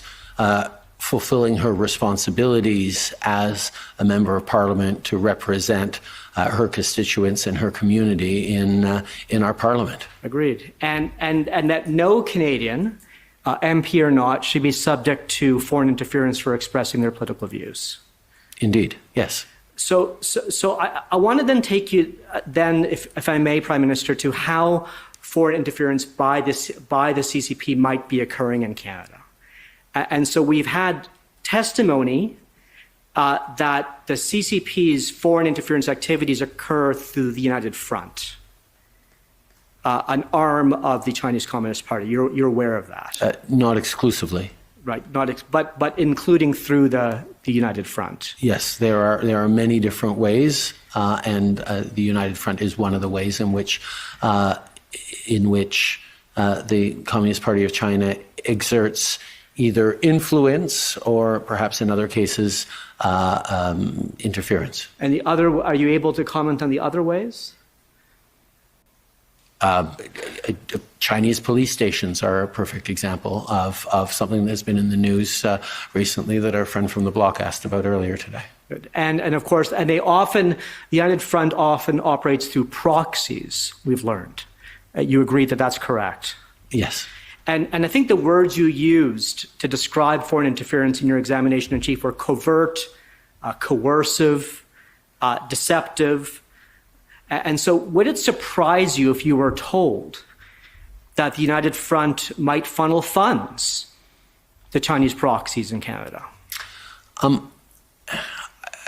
I am wary of getting into too much of what I know in an open forum here, but I think there's been evidence submitted along the lines of that. Okay, and you're aware that CSIS has confirmed that the United Front uses proxies to disinvite or deplatform regime opponents from invitations to important community events.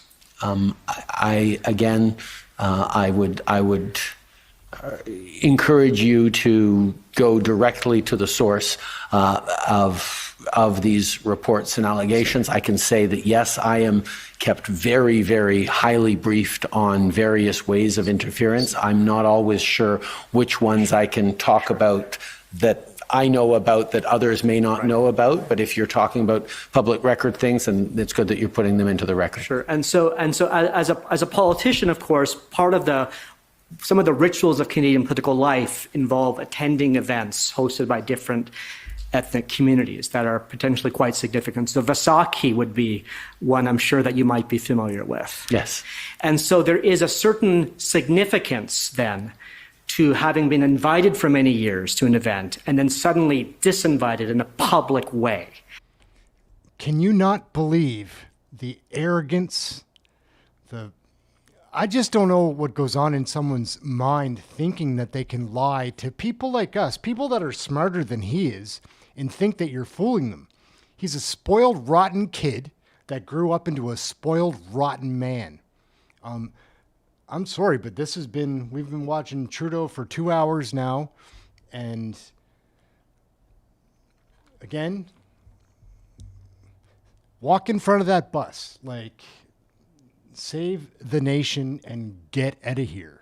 That would be designed to send a message. Wouldn't you agree?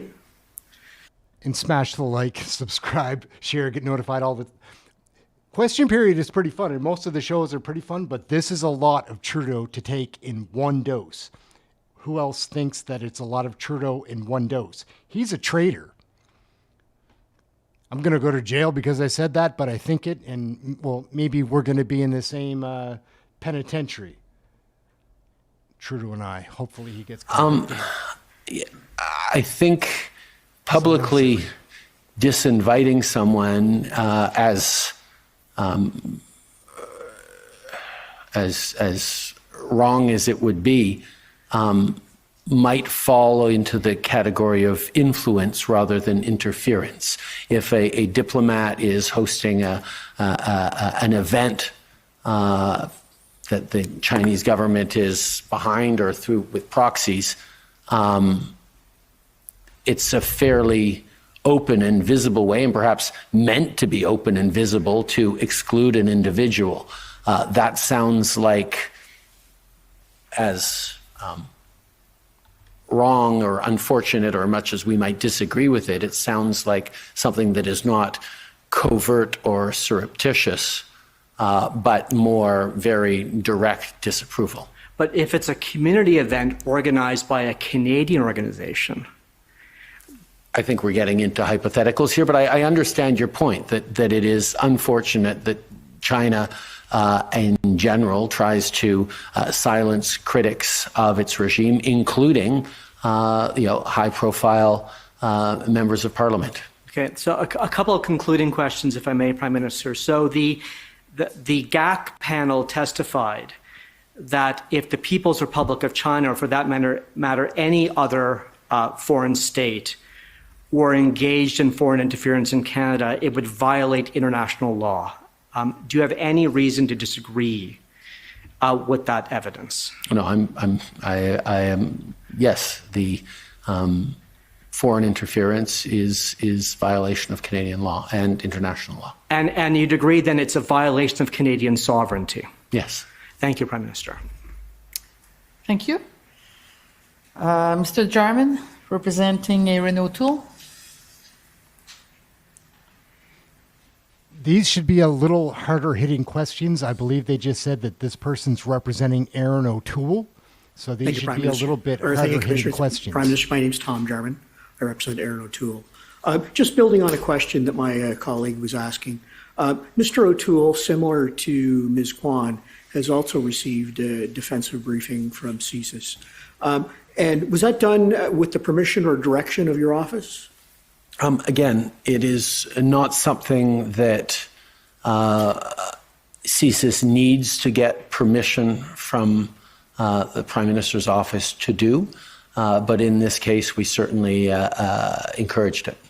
And has your office given general direction that when MPs come under this sort of, scrutiny or attack, that they should be made aware of that? That is, in general, our approach on things, yes. But has your office given direction to that effect?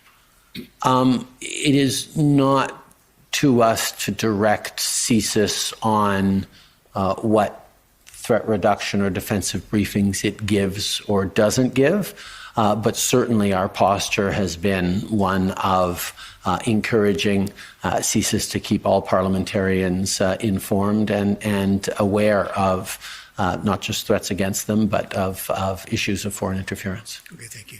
I guess if I could go to CAN 4495.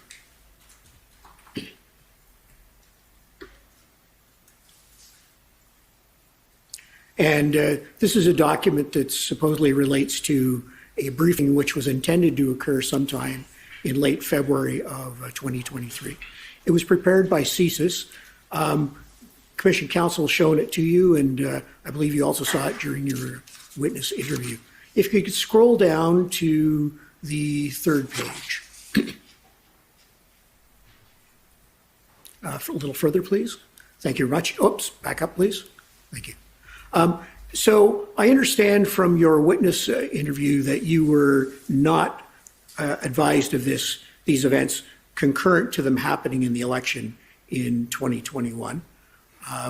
But I would ask, after February 21st of 2023, have you ever been briefed by either CSIS or the NSIA with respect to conclusions similar to this, that there were observed online and media activities aimed at discouraging Canadians, particularly Chinese heritage, from supporting the Conservative Party of Canada leader Ehren O'Toole, and particularly Stevenston, Richmond East, Kenny Chu.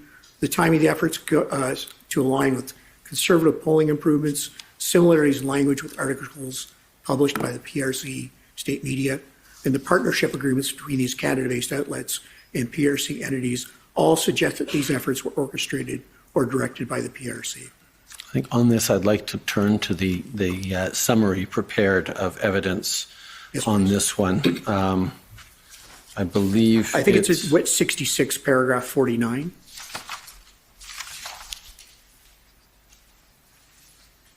Sorry, I'm talking about the intelligence summaries,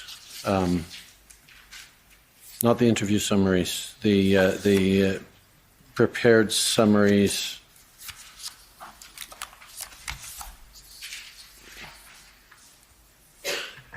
Redactors. Madam Commissioner, I think the Prime Minister is referring to the multi-source topical summary. That one. Topical summaries, yes. PRC. I believe it's number 4, if that assists, dot 4.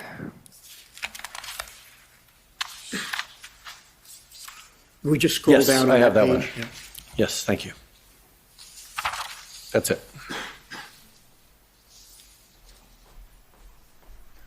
So that's a topical summary, but going back to my question, which was, has any official, either the NSIA or the director of CSIS or anyone on your staff, briefed you with respect to the conclusions that were in CAN 4495? And just to be fair to the witness, perhaps he could be allowed to look at those conclusions one by one rather than in a mass. Well, possibly you can go back to CAN 4495 then, please. Yes, I have the summary, so if we can go back on the page to the document you brought up. Thank you.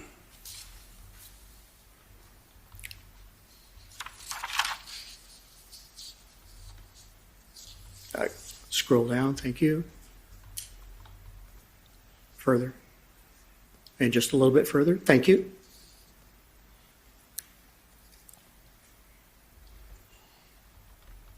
So the overall statement is observed online and media activities aimed at discouraging Canadians, particularly of Chinese heritage, from supporting Conservative Party leader Ehren O'Toole, and particularly Stevenston and Richmond East Canada, Kenny Chu.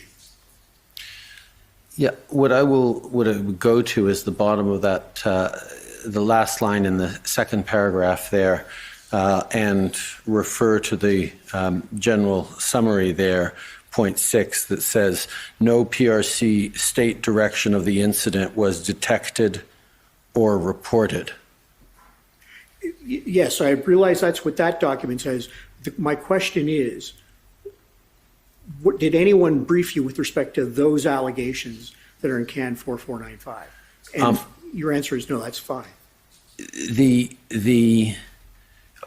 First of all, these are briefing notes that I never saw. These are briefings for a briefer who then gave a briefing that, as we've seen, may or may not have included all of these things.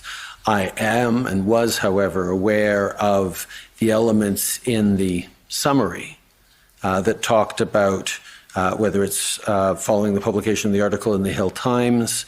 There was a number of different media organizations that picked up and ran with those things. But again, getting to the bottom line that no Chinese state direction of the incident was detected or reported. Thank you. And I'd like to turn now to COM 008, which is the cabinet directive from 2021 with respect to their critical action incident public protocol. And this is the standing directive right now. It is, unlike 2019, this is an ongoing thing. Is that correct? Yes, this is the existing directive now, yes. Okay. And we've heard from various witnesses, Madame Durin, who said that the threshold for intervention by the panel of 5 would either be high or very high, were the words she used. Minister Gould used observe with certainty, and Minister Blanc used the high threshold as well. Is that consistent with your understanding of how the directive is meant to apply? The directive is meant to apply and the panel is meant to kick in when there are threats to Canada being able to hold a free and fair election. That must necessarily be a significantly high threshold because just the act of engaging for the panel could itself have an impact on the unfolding of the election. So the expertise and the experience and the professional judgment of the people on the panel is what we lean on significantly for whether and how they intervene. I will highlight that not every intervention by the P5 would be to convene a supper hour press conference to tell Canadians about something in the middle of an election campaign. It could involve, as it has, apprising different parties of concerns. It could involve asking or working with a social media giant to take down a particular piece of misinformation. Like, there are different things that would have different thresholds in terms of what is required to do to ensure that the election remains free and fair for Canadians. Possibly, can we scroll down in the directive itself, please? And into 5. There we are, the process. Actually, I'm sorry, I have to go back up again. So they say, paragraph 3, please. You say, Minister, or Prime Minister rather, that this can be engaged by threats. The panel of 5 has testified that it must be an event that has occurred which affects a free and fair election, at which they would give notice to Canadians. Is it your evidence that the panel can act on perceived threat as opposed to an event? I'd ask actually to scroll down to, go to 4.0 or, no, next one, 5.0. There we go. Lays out a process through which Canadians would be notified of an incident that threatens Canada's ability to have a free and fair election should notification be necessary. I suppose an incident could be an event, but I think if there is an imminent threat to Canada's ability to have free and fair election, I have no doubt that the panel would engage with that, whether or not the incident or event had happened or was just imminently about to happen. And just one last question, please, Commissioner. And that threat could crystallize at the general election level, at the riding level, or indeed among a diaspora community level that's spread out over across several ridings. Sorry, and what's your question? That threat could crystallize Could, yes. at either the general election level, an individual riding level, or among a broader community that's spread out over several ridings. Yes, as long as it threatened Canada's ability to have a free and fair election, either at the riding level or in the aggregate general election, which is just the sum of 338 individual riding elections. Thank you. Thank you, Prime Minister. Thank you, Tom. Thank you. Mr. De Luca, acting on behalf of the Conservative Party.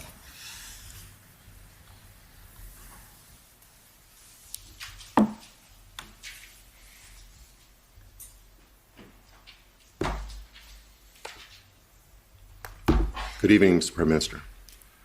Could I have, just give me a moment, could I have TRN 6 called up, please? And while that's being called up, Mr. Prime Minister, in preparation for your testimony here today, have you been aware that MP Han Dong confirmed under oath at this inquiry that he spoke to PRC officials on multiple occasions about the two Michaels while they were held in captivity in China? I believe so, yes. Okay. And am I correct that the two Michaels had been taken into custody and detained in China commencing in December 2018 until they were released at the end of September 2021? Yes. Okay. Would you agree with me that the detention of the two Michaels was a very high profile and very sensitive matter, both in Canada and abroad? It was certainly very high profile, and it was a detention that caused us to mobilize broadly. It was certainly a very difficult experience for the two Michaels and their families, but it was also something that mobilized an awful lot of not just Canadians, but our partners around the world. Thank you. We've heard evidence and seen evidence in this inquiry that at least one of the conversations between Mr. Dong and the PRC General Consul General in Toronto was intercepted and monitored, that it touched upon the two Michaels in some respect, and that at least a summary of the intercepted conversation exists. And I have a couple of questions for you regarding this intercepted conversation. Just before my friend does, I'm not sure whether the details the assertion he's making is one that can be found in the public record, but I'm happy to hear from him about that. I would urge him to refer to the summary, the topical summary on this issue. I'm going to come to the topical summary, but if I could ask the Prime Minister generally, when were you first made aware that Mr. Dong had been having conversations with the PRC Consul General regarding the two Michaels?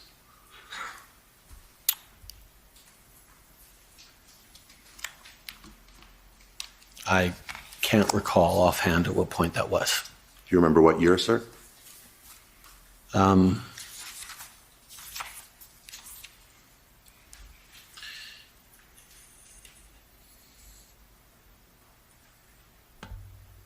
Perhaps there's documents that refer to the meeting that I can talk about publicly, the various briefings that I've had when these allegations came out. I believe this was the source, this was a matter disclosed in the leaks in the fall of 2022, and it was only subsequent to those leaks that I became aware of those conversations. So it would have been late in 2022. You don't believe you were made aware of any such conversations prior to then? No. Okay. And could I ask that can some two be called up, please? And I believe Ms. Chowdhury took you through this document to some extent earlier. This is a summary of intelligence held by CSIS and the intelligence agencies relating to Han Dong and his communications with the People's Republic of China relating to the two Michaels. And I take it from your answers earlier, you reviewed this document in preparation for your testimony here today? Yes. And there's a summary of 5 points relating to this intelligence. Can you confirm, and I think you may have, that aside from your review of this particular document in preparation for today, you have received intelligence briefings and information that is reflected in each of these 5 points? I have 6 points on mine. I may have misspoken. You're correct, quite correct. 6 points. Okay. Yes. Okay. Can I turn your attention to point 4? Perhaps you can review that. And while you are, the second sentence says, MP Dong expressed the view that even if the PRC released the 2 Michaels at that moment, opposition parties would view the PRC's action as an affirmation of the effectiveness of a hardline Canadian approach to the PRC. See that? Yes. When were you first made aware of MP Dong expressing this view? As I said, this was subsequent to leaks. But let me also just say that it's aware of information alleging that MP Dong expressed this view. As has been previously stated, there have been significant questions around both translation and summary of the actual exchange that, I don't think I need to read the first page filled with caveats around incomplete, single-sourced, varying degrees of reliability, not necessarily indicating corroboration or reliability of sources. So there's a lot of uncertainty around even the things that we're saying in the seeing in the summaries. Can I ask you, Prime Minister, have you personally reviewed that summary? This summary? No, the summary of the intercepted conversation. Madam Commissioner, I'm concerned that we're getting into a sensitive area. I'm frankly not sure. I'm not sure. I can say yes to that, though. Yes, okay. I have personally done that. But there's not much more I can say about it. That's fine. Thank you. Can we call up COM 118, which is the Special Rapporteur's first report that was produced or dated May 23, 2023?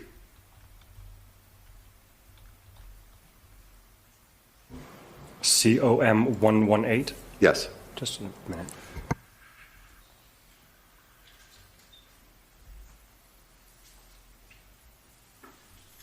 And I'd like to go to page 26, small Roman numeral 8.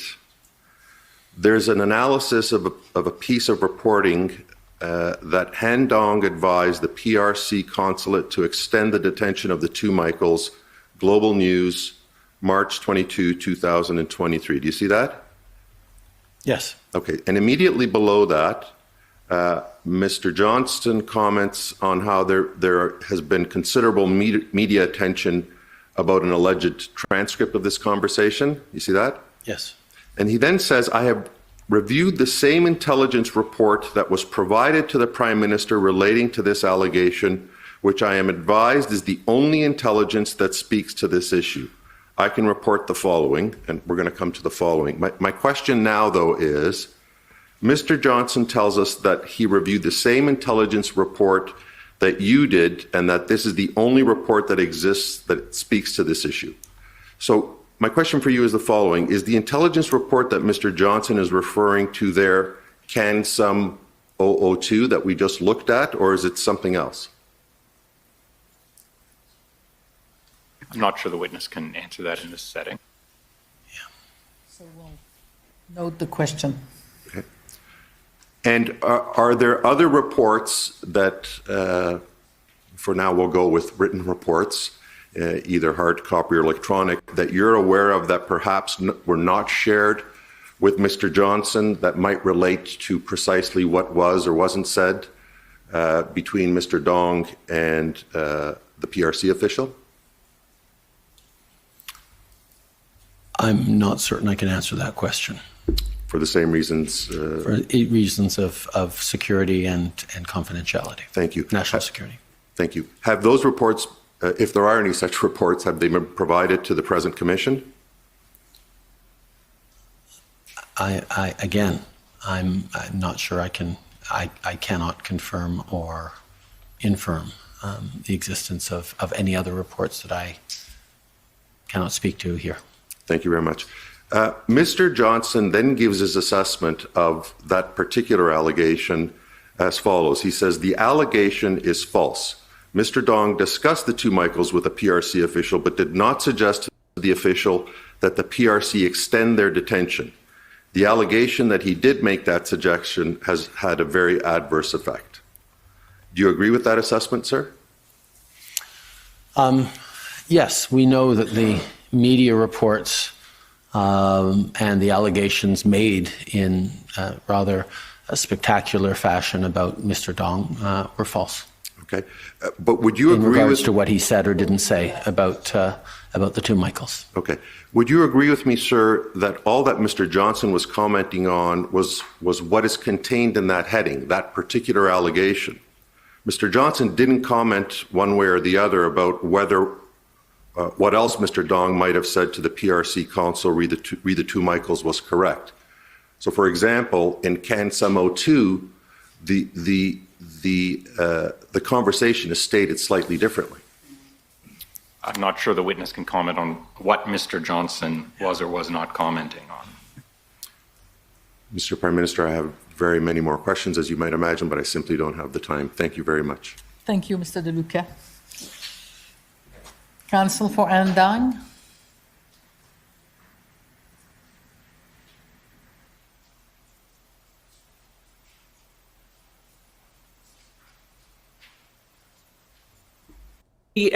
As you know, we heard yesterday from Mr. Clow, among others, and Mr. Clow told us about how after the leaks came out, there were discussions about what to do, how to respond, whether there could be any response.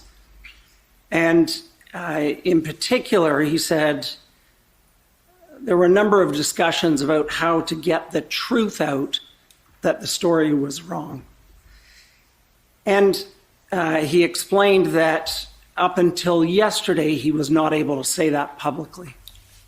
Are you able to, first of all, tell us, did you have conversations like that as well about whether there was anything the government could do, whether anything you could do? Well, further, what we actually did was engage the special rapporteur who had the opportunity to go through the evidence and state quite categorically that the allegations were false. We felt that having the special rapporteur able to engage on that and qualify those allegations as false was perhaps more reassuring to concerned Canadians than having officials of the same, or the elected officials of the same party as Mr. Dong categorizing that the same way. And so does that, well, aside from ultimately making that decision, did you, like Mr. Clow, have discussions about whether there was anything that could be released before that, like immediately to respond? There were many discussions following the leaks on this issue, but on a number of the issues that were leaking. As we highlighted and attempted to highlight a few times in the media, there were clear falsehoods and inaccuracies in the media reporting. But the challenge of protecting national security meant that we were very much limited in our ability to contradict the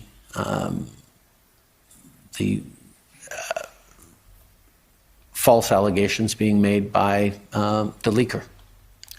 And that difficulty you're describing, although we've heard, as I say, Mr. Clow talk about finally being able to say something publicly yesterday, you're speaking about it today to some extent. But I take it that same tension continues, that there's only so much, as we can see, that you're able to say. But, given, as Mr. Clow pointed out yesterday, we are now in a position to express and to repeat that the way it was characterized in the media was wrong. So let me turn to buses, the ongoing discussion about buses. We heard about you being briefed by Mr. Broadhurst in September 2019, and you talked about him flagging concerns and describing this scenario of students being brought to Don Valley North nomination meeting. And you asked whether the intelligence agency understood this thing that busing people to nomination meetings is standard, or I think you said regular earlier. Is that right? Yes. And It will be your last question. thank you. And you, sorry, let me make sure.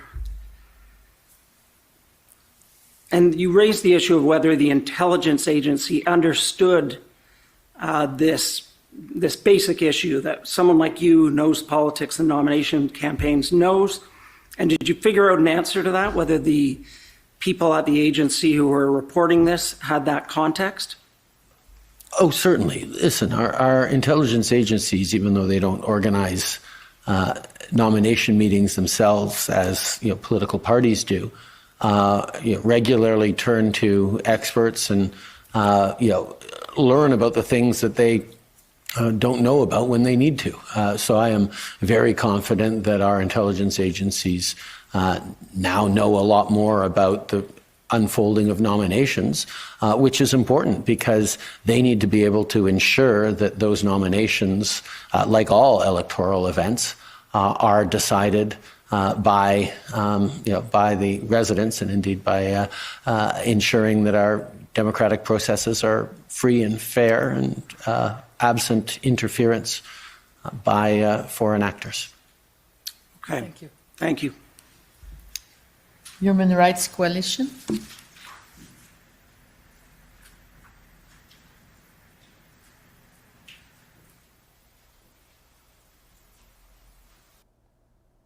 And so I take your point there, and I have very limited. Live in this country and build this country. And the suggestion that we haven't and we won't do everything we can to defend Canadian rules and values and defend Canadians from foreign interference is simply misplaced. And so I take your point there, and I have very limited time, but I do want to confirm that it was you that approved the redactions in this report. Is that correct? Based on suggestions from public servants that you received. Redactions are made by professional public servants, and we sign off on them, but we do not modify them. But you do have the authority, the ultimate approval, and you do have the possibility to push back against excessive redactions. Redactions are made by professional public servants, not by the political wing. And does the Prime Minister have the authority to push back on the suggestions that are made in cases where there may be excessive redactions? That gets into the entire question of declassification of information, and in the American system, the President can, declassify in ways that are not replicated in our system here in Canada. So just very simply, I have one last question I want to ask after this. Does the Prime Minister have the authority and the ability to push back against those suggestions when there's excessive redaction? The Prime Minister has an ability to engage in discussions and ask for reasons. But like I said, as Prime Minister and as a government, our habit and our approach has always been to allow the professional public service to make determinations around what needs to be redacted in the name of national security and confidentiality. Madam Commissioner, I have one final question, if that's okay. Very quick. Sure. I think you would agree that the lack of meaningful steps to expose and stop foreign interference activities when they first arise, including deliberate actions to redact any failures that may have been included in the NSI COP report, could play a role in India's increasingly aggressive interference and repression activities over this period. So that would be a consequence of failing to act effectively and failing to bring the threat of Indian foreign interference to Canadians' attention earlier. Is that correct? I think that's certainly a question one needs to ask of the previous Conservative government that was known for its very cozy relationship with the current Indian government, whereas our government has always stood up to defend the minorities in Canada and the rights of minorities to speak out, even if it irritates their home countries overseas. Thank you. Those are all my questions. So, Mr. Doody, it's your turn.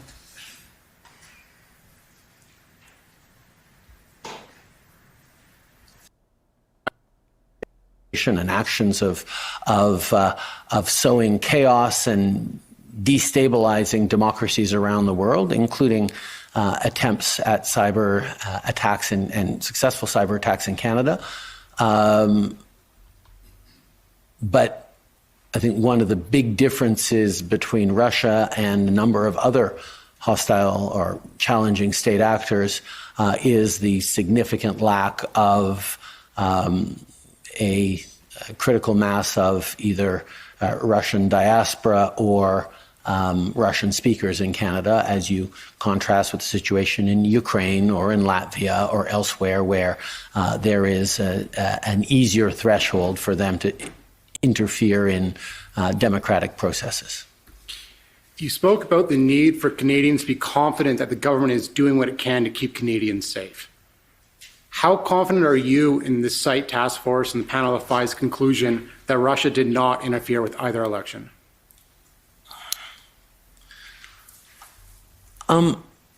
We know Russia is responsible for significant amounts of propaganda, of misinformation, of disinformation, and certainly attempts at interference are no doubt ongoing from Russia. They are a hostile actor, hostile to Canada, hostile to our values, hostile to our support of Ukraine, and hostile to our democracy. But to reach a threshold at which there is a belief that Russia posed a threat to the integrity of our elections, to the outcome of our elections, is certainly not something that either the site or the panel determined. And finally, would you expect members of the Canadian-Ukrainian community to have a high level of confidence in that conclusion as well? Yes, I think the Canadian-Ukrainian community, like all Canadians, can have a high degree of confidence in the conclusions by all of our national security experts and top public servants that the elections in 2019 and 2021 are free and fair. At the same time, I think Ukrainian Canadians, like all Canadians, need to remain vigilant to Russian disinformation and to the amplification of pro-Russian narratives in contexts and coming from places that one wouldn't suspect pro-Russian narratives to be amplified. I'm very pleased to see that Ukraine just passed the updated Canada-Ukraine Free Trade Agreement over the past days, and I continue to be bewildered at the fact that the Conservative Party voted against that update because they fell prey to pro-Russian narratives that are undermining Canada's support for Ukraine amongst Conservative Canadians, which I know is a thing of deep distress for many Ukrainian Canadians, and rightly so. Thank you, Prime Minister. Betsy Roy for the RCDA. Russian-Canadian Democratic Alliance. Et pour le P5 panel pour s'assurer que les... All right, gang. So the rest of this is en français, and that is enough. Everybody here, thank you so much for watching. We're going to wrap it up. I'm tired after watching that. It was a great afternoon to hang out with all you guys. We generally don't have stuff that's this intolerable to watch. Usually there's a balance. I watch a lot of conservative stuff because they've caught my eye recently. because we need change in our country. Because this guy is gonna sink us. He's been sinking us, and his plan is to drag us down. And I'm not too interested in that. We had a good thing going on here for most of my life. Over the last 5 years, he seems to have dismantled the whole thing. Now I'm nervous that we're not going to get an election in the next year. And this guy, and he fooled my mom. He still fools my mom. What are you going to do? Like, drives me up the wall. To the group that's left, I'm going to go through the names of everybody that I can, just to see if I can catch anybody that I maybe missed. Welcome to all the new people that found the channel today. Welcome back to all the regular viewers. I have a great time in this chat room. A day like today, it's frustrating to watch. I've got to admit, it just is. But we generally have fun on this channel in a chat room with a bunch of like-minded people. You can tell in the polls, like, because I give options for the other choices, right? My name's Ehren, Canadian Loony. Like, share, subscribe, get notified. Share this video with somebody. Get notified for the live shows. And again, we'll just go through some names here. 1JL1, what's up? Annie G, thank you so much for tuning in. Arnold Schmidt, what's going on, brother? Autumn Christensen, how are you? Just Autumn Kristen, how are you doing? I'm far away from the computer and I'm losing my vision and I'm in front of bright lights. Canada RV, brother, always a pleasure. Carolyn Robb, glad to have you in the chat room. CG Visuals, thank you very much for tuning in. Chris Murray, how you doing? Christine Noseworthy, Coyote, Cryptomeria, Data Sender, Dave B, Gus Pappas, Howard Smalden, Jane, Jeremy Booker. Look, I'm not on the blow, but I just pulled a Melanie Jolie, Justin Trudeau nose scratch. Captain Kirk, my man, what is going on? Always the best. Jane, good to see you. Jeremy Booker, brother, what's going on? Did I just say Lorraine Johnson? I skipped my spot in the list. Maria Fort Karma, what is going on? Megan RP, Ryan 67, Razor, what's going on? Raz, please say the Hail Marys for me. I'm sure that I need them. Rita D'Alessandro, always great to see you here. Rayman, you're a funny guy. Sandy King Bosver, how are you? Savage Silence, always pleasure. Scott Campbell, my man. SE Computer Solutions. Shiba Winu. Ski at Storm. Storm, how you doing? Stinger 007. Sylvain Robert, how you doing?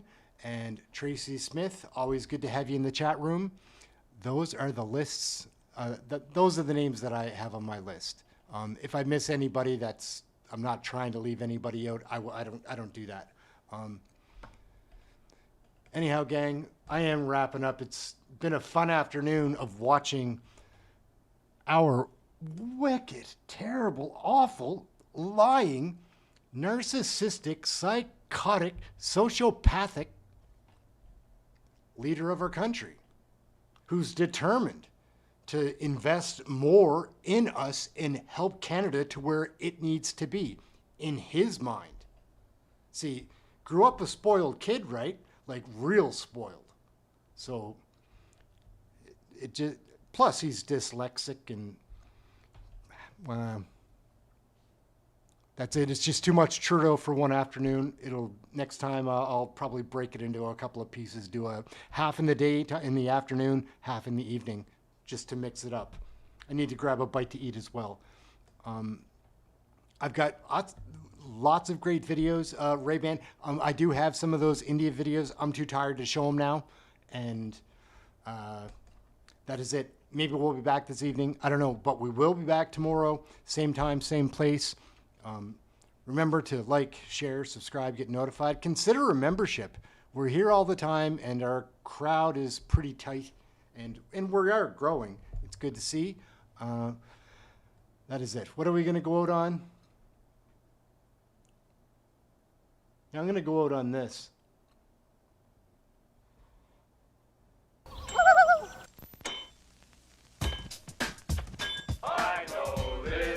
All of us go to Florida. We don't. Oh yeah, baby, let's go to Florida, gang. Everyone has an opinion about Canadian federal politics. Oh, yeah. In this piece, Melanie Joly is testifying why she sold out Michael Chong. Or for lack of better words, I'm saying sold out.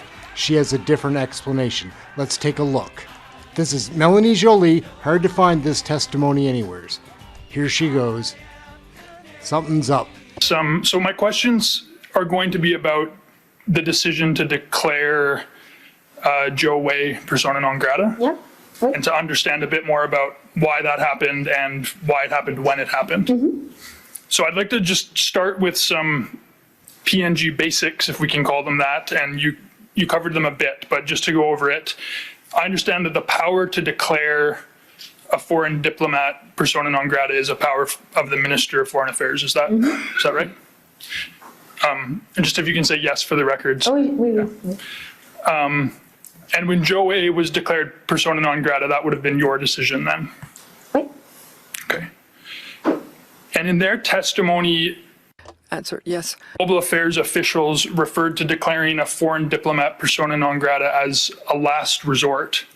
And I understand that you have diplomatic tools that lie on a spectrum, with some that are less severe, and then PNG would be one of the most severe. You'd agree that it's generally considered a last resort? Oui, pour différentes raisons. Yes, for various reasons. Because not only is it a strong diplomatic message, but it's more for that because there are repercussions. So if we carry out an action, China will respond, or the other country will respond. And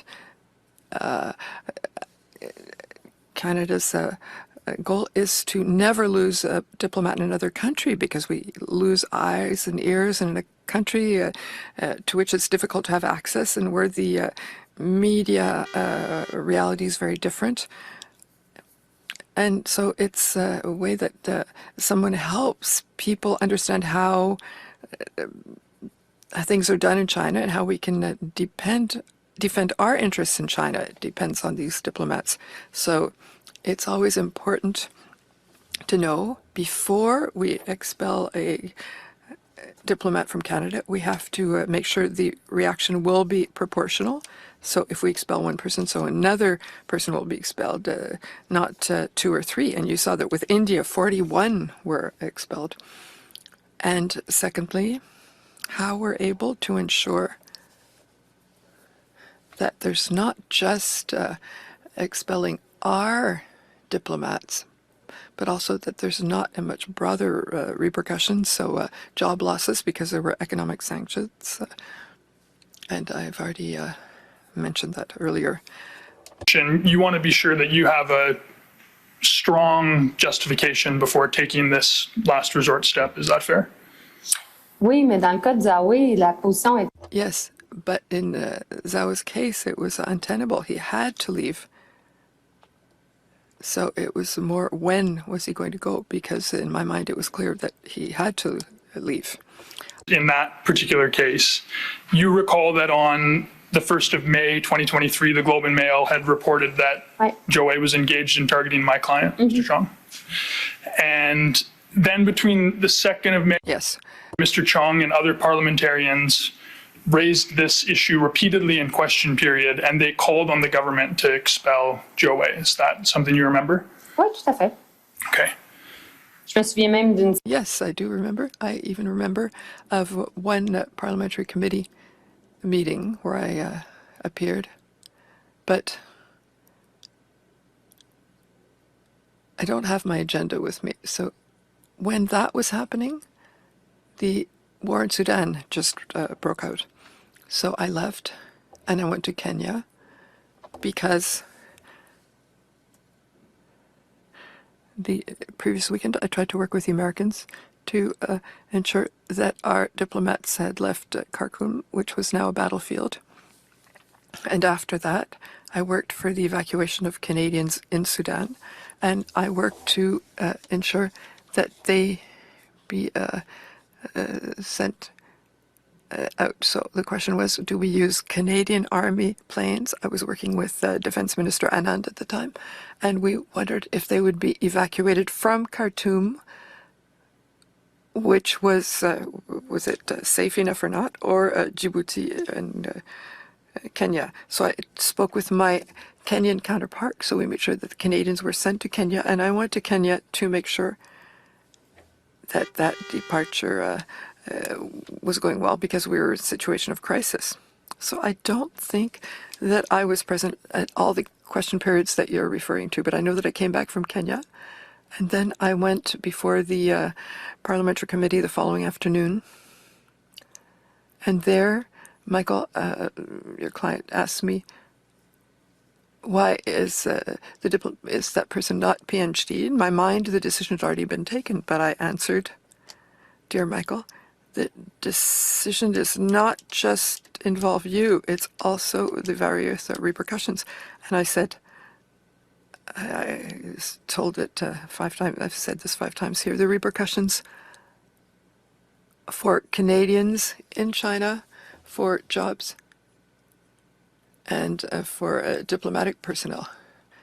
So I agree with him that it's unacceptable and that he has to leave, because we have to make sure that it's no longer a threat for the country. But at the same time, the issue of knowing how to get there and how we can analyze those things. So then I work with the department, and then the expulsion takes place on the 6th, and on the 7th he's declared persona non grata, and then the 8th we learned that our diplomat Jennifer Lalonde has also been expelled from China.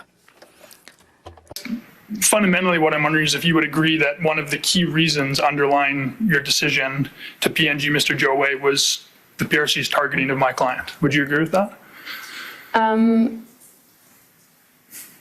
Je pense qu'à l'époque, Yes, I think at the time I'm asking for that information because Zawe is a problem, but I understand that my deputy minister said that he didn't know that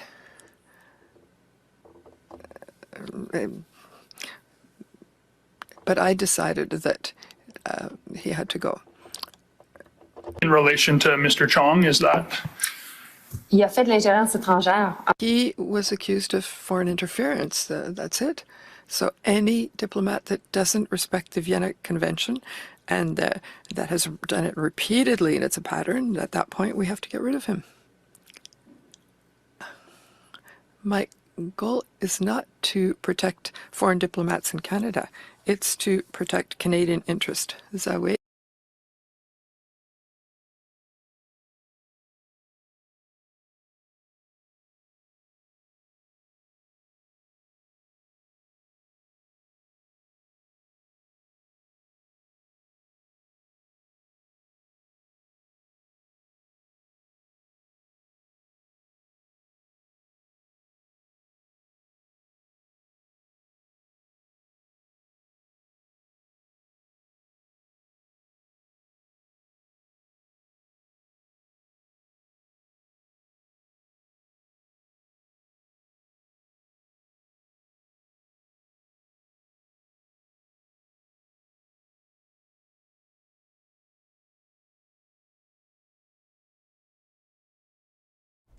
Yep, we're out, guys. Take care. Thank you all for watching. I'm too tired to do this now. After watching that, I need something to eat as well. Later, gang. Thank you all so much for watching. Appreciate all the new viewers and all the new members. We'll catch you tomorrow. Same time, same place. Ehren, Canadian Looney. Catch you next time. We're out.